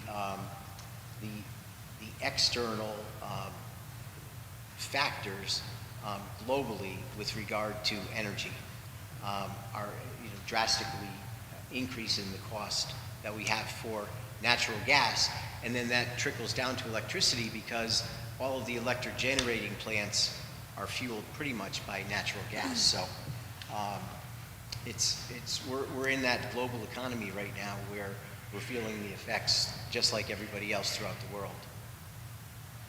Thank you. And Mr. Chair, if I could, one last question for Dr. Katai. In looking at your goals that you've listed on this, I guess my question is do you have benchmarks or something how do you determine if you're meeting your goals? Thank you, Alderman Marlowe. So prior to the pandemic hitting, we were about to launch into a community book read and to bring about some input from our community as to what we want our students to know and be able to do. And we were hoping from that to build a multi-year plan of improvement with built-in measures. So the goal the last 2 years has been primarily to keep students and staff safe. And I'd like to think we met that goal, albeit there have been other teaching and learning things that have been going on. So we are currently in the process of developing two things, and I can better answer this with concrete examples a year from now. So I want you to ask me the same question next year, please, okay? We'll do that. Yes. So we're developing a multi-year plan, and on one of the slides it had the phrase Milford measures. That's what we're working on. Not only is it how do I know I'm reaching my goals, but how does the system know? How does Mr. Riccitelli, Dr. Fedigan, Mr. Brown, even the board and teachers and administrators, students, right? So we're building those pieces because to me is not enough to rely on U.S. News and World Report on where did our high schools rank. That's not enough for me. It's not enough SBA scores and SAT and AP, albeit I'm really proud of our AP scholars, right? Those are just a piece of the puzzle. But what I propose and what I hope to share with you a year from now is other measures to show how well we're doing. Thank you, Dr. Katai, and again, thank you everyone for the presentation. Thank you for your thoughtful questions. Anyone else have any questions? Alderman Gurman. Thank you, Mr. Chairman. Through you to, I don't know if Dr. Katai or Rich, or Jimmy, rather, sorry. You have a beautiful chart here on budget requests, the graph you have, which is very nice. Do you see enrollment increasing or decreasing going forward, but also going back to the same time frame to, I don't know, 9 or 10, where enrollment was and where it charts till today and where it goes, next 5 years or so on? So yes, is enrollment increasing or decreasing? And what does it look like over the, past 10 years or so, and projections going forward? So we do see enrollment, statistically, the demographers say that we're going to see enrollment decreasing, but it's not as sharp as what was anticipated, the decrease. We're not still sure what recently has happened with housing, what the impact. So while there was a decrease in enrollment this year compared to last year's projection, we had a sharp increase at elementary. And so those kids stay in our system. So demographic-wise, we're going to have to send our numbers back to our guys and ask them to recalculate. So we're in the process of making sure that we get updated numbers. Do you want to add anything to that? Sure. The board knows that, for 10 years or even more, we've had a steady decline in student enrollment. That, as Dr. Kataya said, that decline is really leveling off at this point and still is projected to decrease, but at a much, much slower rate than what it was decreasing before. And we actually, the latest numbers that we got actually show us increasing after the 27-28 school year. So that's a far way off, and it's the first year that we're seeing an actual increase in the overall. But we have to wait and see. I think overall it's pretty steady, and I think it's going to stay pretty steady for a while. Do you have a chart of that you can send out to us? We do.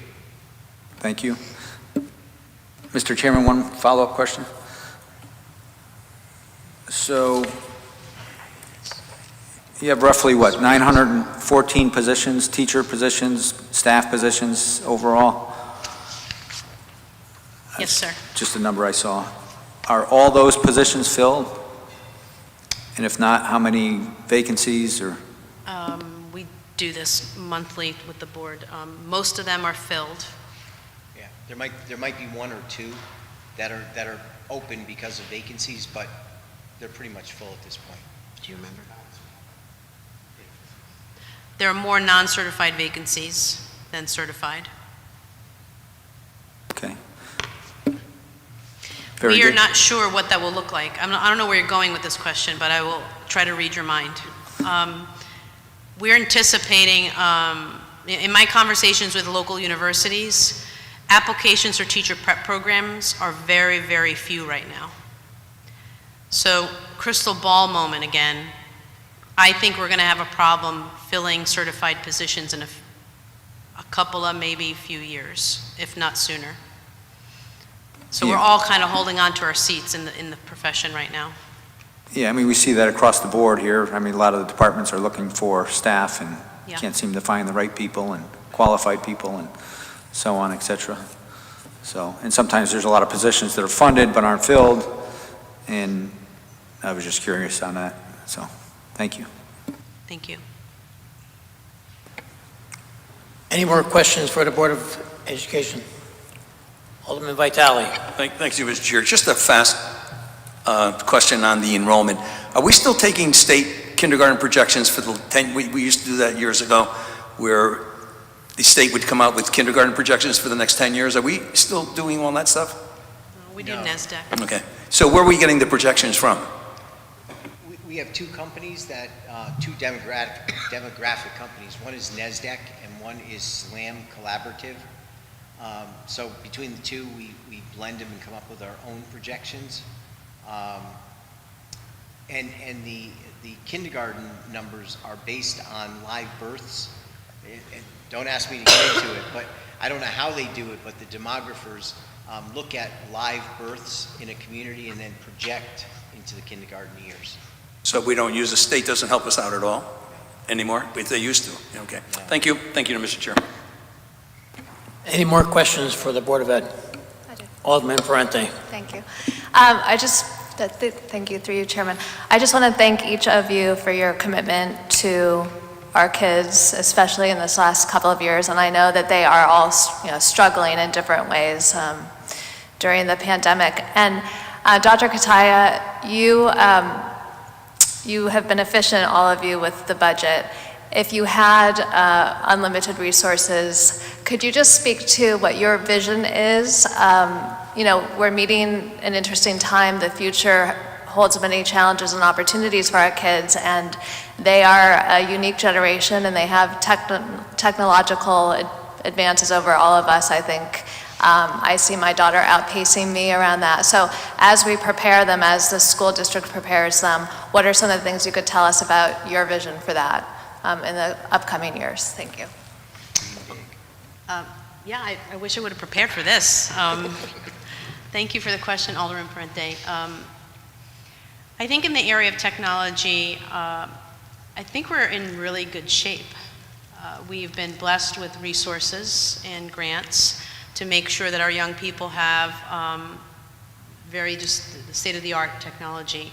So part of my dream would be that we continue that replacement cycle, that we can't just assume our kids are good, check it off, but there are going to be new technologies. And if we could have like a little R&D fund on going out and buying what Google's putting out right now and testing it out in our classrooms, I would love, I've already talked to our IT department, I would love for us to create our own R&D school where we test out new technologies that aren't out on the market yet fully for everybody. And that costs a little bit more money, right? So in the area of technology, that's what I would dream. I think in the area of programming, if we were to fast forward 10 years from now, I would love for our students to have a lot more choice. And that flies in the face of declining enrollment sometimes, right? Because everyone's looking at how many staff members do you have based on the number of kids, and has that gone down? But because we're a human capital based business, in order to give kids choice, we will have the courage to say we're going to run that course at the high school even though there are only 10 kids enrolled. And we're not going to require 25, 30. But because we know that we are creating astronauts and presidents and kids who are going to come up with cures, and we want to specialize programming. And that means smaller class size that may cost more. And I don't want us to wait till high school for kids to dream for careers. I want those small class electives to start in 6th grade. I want middle school to be much more career oriented. And kids explore, starting at the age of 11 and 12, maybe things they want to be. But that means offering more courses and programs for kids, increasing staffing, class sizes shrinking, but it's almost like we're becoming specialized and allowing kids to start trying out lanes in life. I want to try out the lane of science. I want to try out the lane of art. So things like that don't always become popular financially because it's a smaller program that costs more money. So I would dream student voice and more choice, and career exploration starting at a younger age.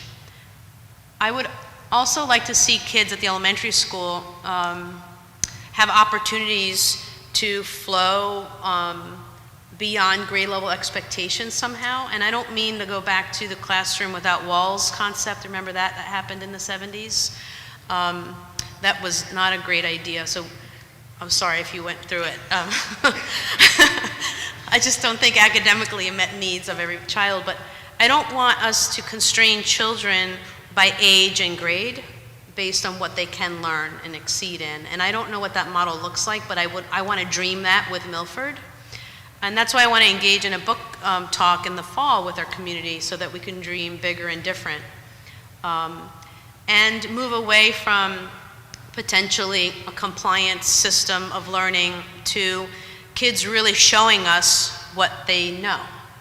And if you know anything about High Tech High in California, it's a school that requires kids to show the community what they know and can do. And the community comes in and becomes part of that process.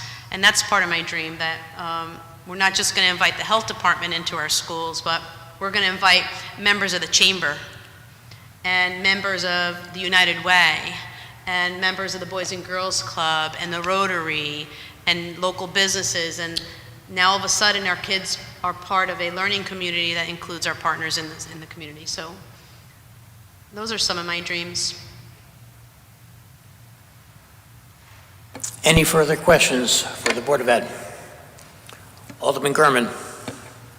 Thank you, Mr. Chairman. Through you to maybe Jim, you know I always ask this question on health insurance, health shares, HSAs.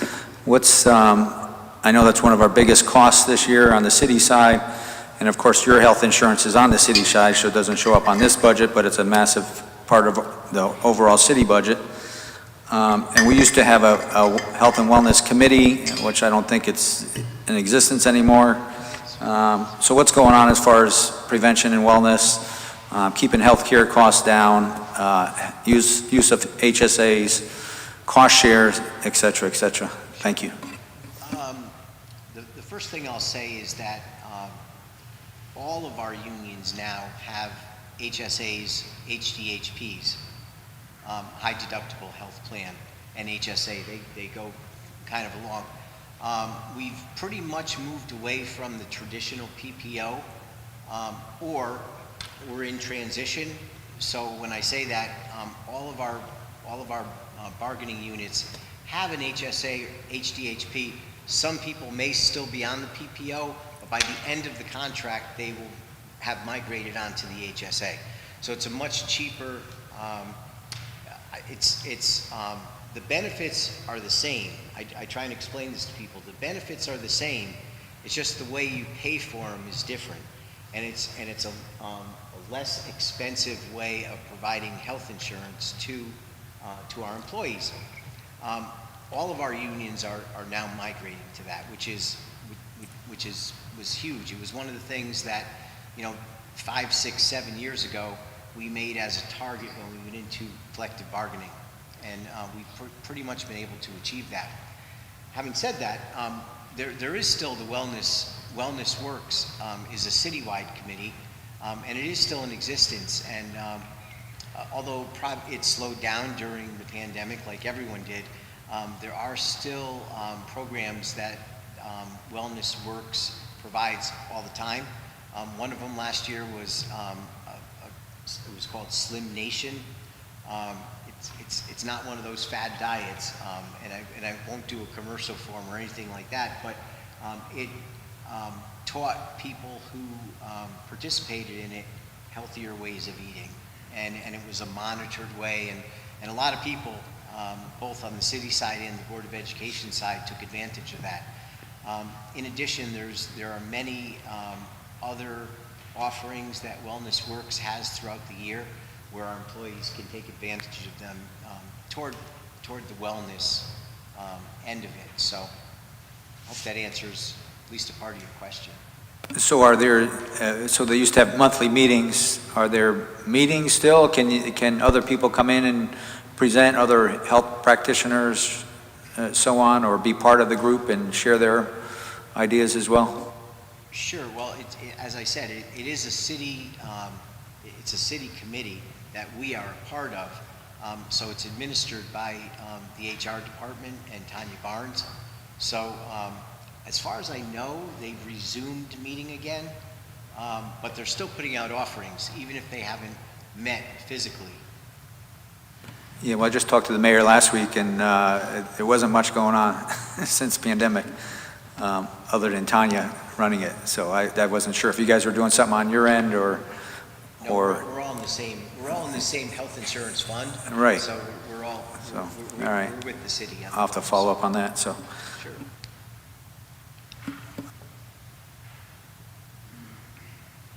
Oh, yeah, and the cost share, what is that?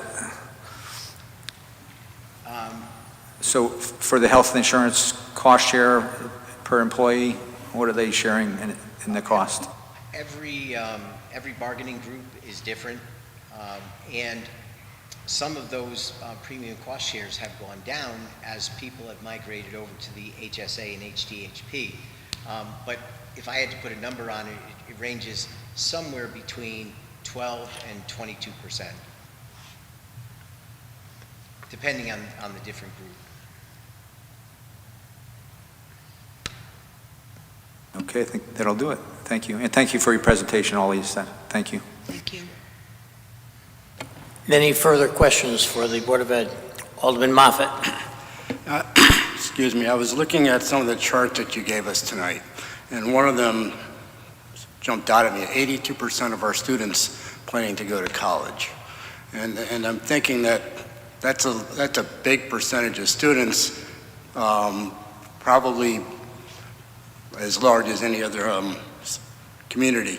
But I'm worried that some of those students, 10 years from now, are going to have $150,000 in student debt and $60,000 a job to pay for it. So we only have 2% are looking for career education, which I presume is some sort of tech school. Is there any program in place to encourage people who show an aptitude in some of the trades to actually go into the trades rather than spend 4 years in college that's not going to pay them off? Thank you for your question, Alderman Moffett. So that's actually a little bit of a controversial question, right? Because communities pride themselves on the percentage of students that go on to college, right? And actually it's an indicator. We just presented to the Board of Education this week. It's one way that we get evaluated by the state, actually, that we are evaluated based on the number of kids going to four-year colleges. So we're not very well incentivized to decrease that number, 82%. But I think what's right for kids is that we continue to develop our pipeline of programming that allows kids to leave high school here in Milford with certifications in hand. So we already offer some of those certifications. We want to increase the number of those. We want to increase the number of career pathways. We have a few in place, but we want to continue to increase those. And we are in conversations, pandemic slowed this down a little bit, on talking about how can we incorporate more manufacturing experiences, because we know that's such a need in the state of Connecticut right now. So how can we incorporate that into the four-year experience of high school so that kids leave actually almost making $60,000 without the $150,000 debt? But I also believe that we need a community conversation about that, because if that number goes down, we don't want anyone to think that all of a sudden the quality of our high schools have gone down because we're not getting more kids to four-year colleges. So we need a little bit of educating before we take a shot at that. Thank you for your question. Alderman Harlow. Earlier on, we talked about STEM, and I have some experience at the university level with STEM labs. And when I got the email earlier this week regarding the STEM lab here in Milford, I assumed it was high school until I actually read the email and saw the schools that you had mentioned. And I think that parlays to John's question in regards to a measure that perhaps might need a tune-up from the standpoint teaching kids at earlier ages outside the box, if you will, work with your hands, work with different, Yeah. science, technology, and learn at an earlier age, different options. And perhaps it'll sort of work with those numbers that are on the screen to say, listen, maybe it's not so important, John, to your point, that at 4 years, the measurement, it's what you're prepared for life. So I really appreciate seeing that, so thank you. Thank you for your comments. And I think if I could, Alderman Harla, I think it's a parent education piece, not just kids. That parents are going to be okay that their kid's not going off to 4 years of college, and when they're asked, where's your kid going, they're okay with that answer. Any further questions for the Board of Ed? Alderman Willis. Mr. Chairman, thank you. Through you to Dr. Kataya, thank you for the presentation. It was excellent. I know the number that Alderman Moffett mentioned was 82%, which is great. And I know that includes two-year college also, and I know a lot of two-year colleges offer technical programs and technical skills. Do you know approximately what percentage out of the 82% is now? Okay. I don't. Trick question, Dr. sorry. Fenton, do you know? Yeah. We can get you that answer. I hope. Maybe we could ferret it out. Yes, if you can, I'd appreciate it. Thank you. Any more further questions for the Board of Ed? Alderman Vitale. Thank you, Mr. Chair, through you. 82% university, what is our graduation rate? It's like 96%, I think, is the number. 96? Let me confirm, but it looks like Dr. Fedigan's getting in there. We just did this Monday night. Such a long time ago. It's got to be close anyway. While she's looking at that, the other? What is it? 98.1. 98.1? Very good. That's pretty darn good. Yeah, right? pretty good. The other thing is that there was always a talk, and not talk, but my vision would be that we have such resources in this city with Platt Tech, and you mentioned exploratory kinds of things where you go, maybe your freshman year, you explore careers, you explore Yes. trades. I don't know why we can't be in collaboration with we doing some of their academics, they do some of our trades, get these kids on an exploratory track. I think statewide, it's just such separate systems. I know, but Vitale, it's just right? too bad because we separate and we, And we're in competition over kids, if we're going to be honest. They, right. But that after that's all said and done and the competition is over, you know where you're going. There's no reason why we can't collaborate, and that's another day. But what probably is more realistic is that years ago we tried collaborating with big businesses in the city, BIC, Schick, and we had some type of, and it was almost left up to individual schools and administrators. I know we at Live Oaks when we were K-8, we would bring in people from BIC or Schick and that kind of thing. So I was wondering where that collaboration would be today with high tech. We have a lot of high tech in the area, so that when we on that level of bringing people in with expertise, and especially with STEM and all of these kinds of things, with kids working in labs in the early grades and so forth. Is there any talk about incorporation? Oh, there's more than talk. I think at the elementary, it's a little bit more on the planning side, because we just started our STEM labs, and wouldn't it be neat for our 6-year-olds to see the scientists that are in our community, right? So I think that's part of the future plan, but we already have partnerships at the high school level, particularly with local businesses. There's room for growth there. And particularly with some of these areas where kids can be more quickly certified as they, still in the mental health. So it's more of those areas where kids could receive a certification walking out. So those are the areas that we really want to build on. And our buildings have been shut down for 2 years. We have not allowed visitors until the end of March, I think it was. So. Thank you. Thank you, Mr. Chair. Any further questions for the Board of Ed? I think that's it. Alderman Giannattasio. Thank you, Mr. Chairman. Through you. Good evening. Good evening. It's good to see you, Dr. Kataya, Dr. Fadigan, Mr. Riccitelli, and Mr. Brown. I don't believe we've met, but welcome to City Hall. I'm very impressed with the presentation. I think it speaks volumes to the direction of where education is going in our city. And I'm proud that I was educated here in Milford, my 2 children. And I don't know if you know this, but Alderman Vitale was my principal. Oh. So I have a long history of education in the city. So I just, yeah, exactly. So we've all struggled through the past 2 years, and I think that you all went over and above your call of duty. And I know it wasn't easy. At times, things probably got political with this pandemic, but I think what's happened now is we're dealing with the mental health issue. And I think that was a big part of our conversation here tonight. And I think that we need to address it before it becomes another pandemic. So I appreciate that you're putting things in place. You did mention that there's legislation involved with this mental health piece. School counselors. School counselors. Is that a funded mandate? So it's not. It's not funded by the state. There's no funding that comes for school counseling. Okay. Right, except for we're on our right now. All right, because I just wanted to be clear for my own clarification.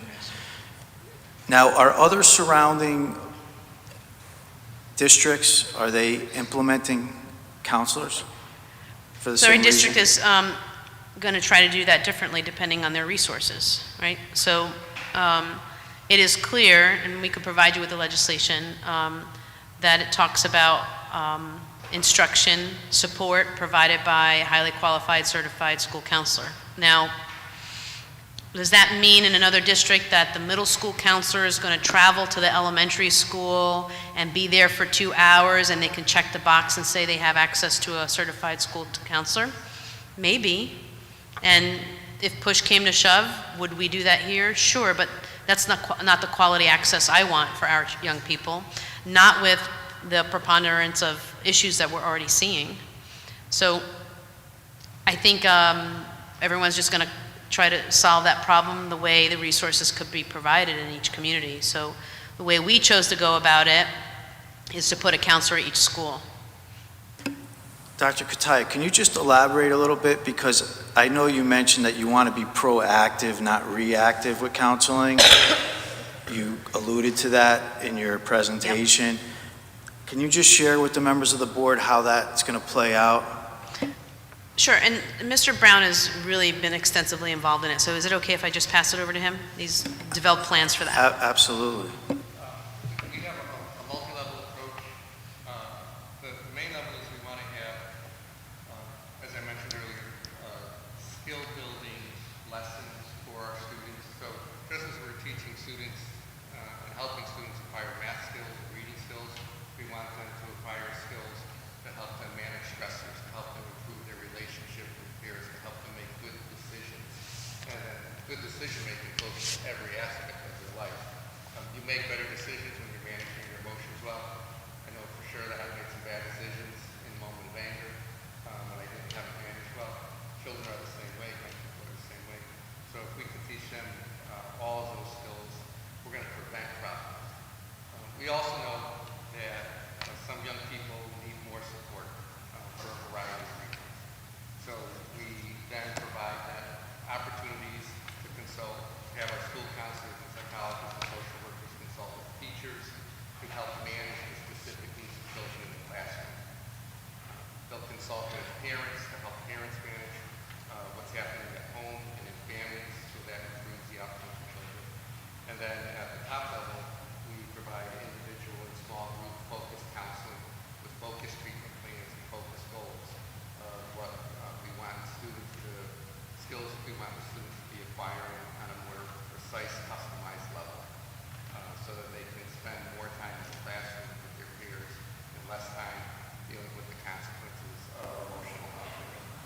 Just to follow up, is there a shortage of counselors? Because we mentioned that there's been a shortage of educators. I don't believe counselors is a shortage area. Counselors and social workers are not a shortage area. School psychologists in Connecticut are not a shortage area. Some parts of the country it's a shortage area.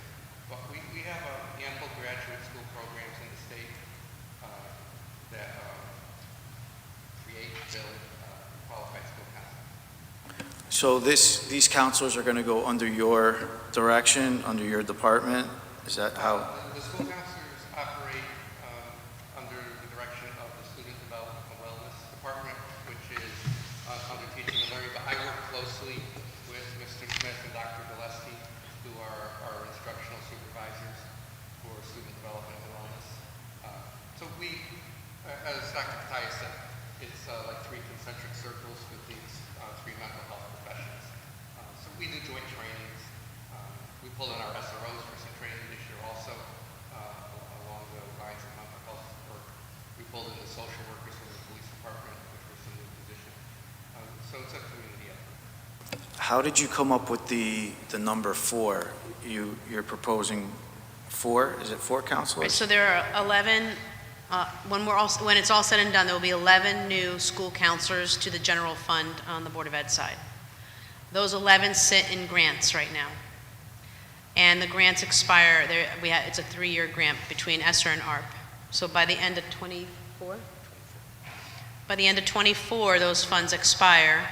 So we'll take 11 and divide it by 3, so it's like 4, 4, 3.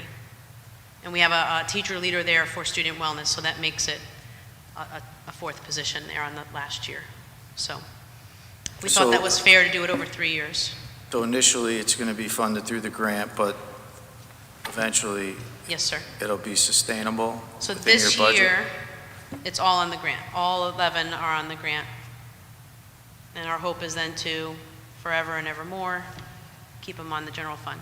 Is it a case where these students that have these issues, that they can't participate and go to class, they can't attend school? I mean, how deep is it? You're going to have students that develop the coping mechanisms and skills that they need. And so the school counselor perspective is really for all kids. And so they're going to, to use the preventative word, it's a general model to support all children. So the school counselor at JFK is pushing into all classrooms and working with all kids and establishing relationship with all of those students, pre-K-5. And so if you think about a tiered model, right? So they're going to go in and see everybody, and then school psych, social worker, school counselor will pull individual and small groups depending on the need and the skill set and expertise of the adults. Is that a fair way to explain it? Okay.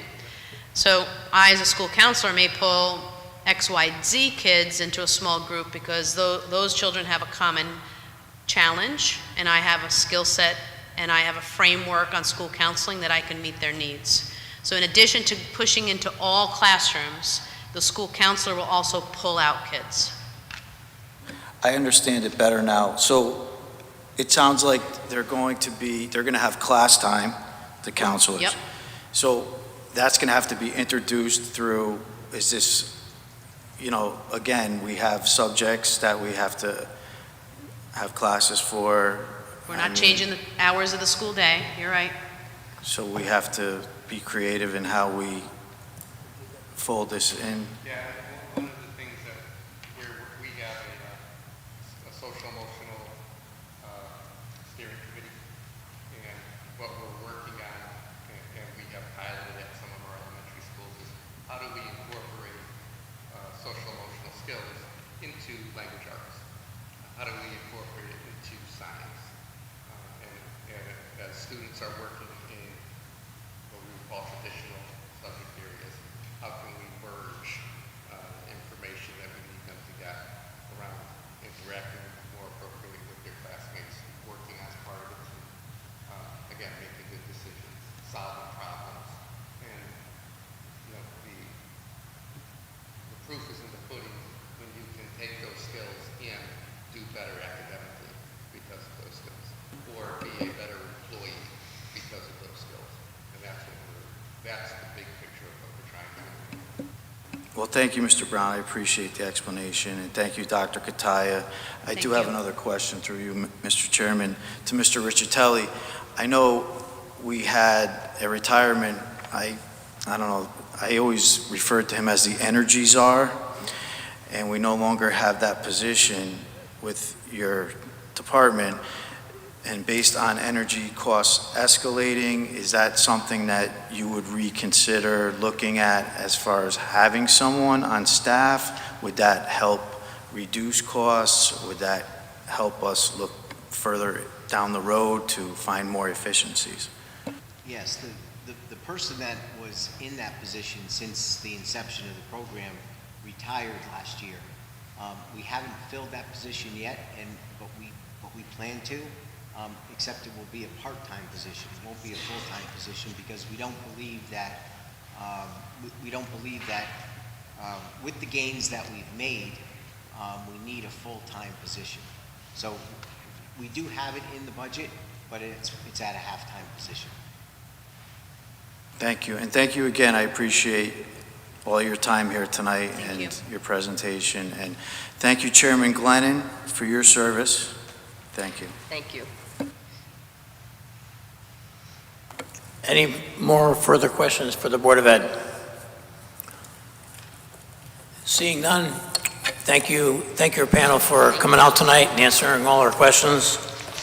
And thank you for all the great work you're doing for our students. Thank you, Chairman. Thank you for the thoughtful questions, everyone. Thank you very much. Thank you.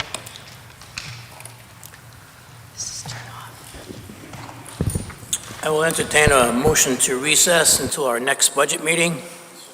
Second. Motion has been made and seconded. I just want to make tell you that our next meeting will be announced as soon as we find out when it will be. We're waiting for the state budget to come through and a couple other things, but you will be the first ones to find out. So my suggestion would be to keep all the reserved dates that you have on your calendar. Keep those reserved dates. Don't do anything with them because it could be any one of those, depending upon once the state budget is passed. And I think that's going to be after May 5th. So somewhere around there, you'll all be contacted, and that'll be our last voting night. Okay, so the motion was made and seconded to recess. All in favor? Aye. Opposed? We're in recess. Thank you very much, everyone.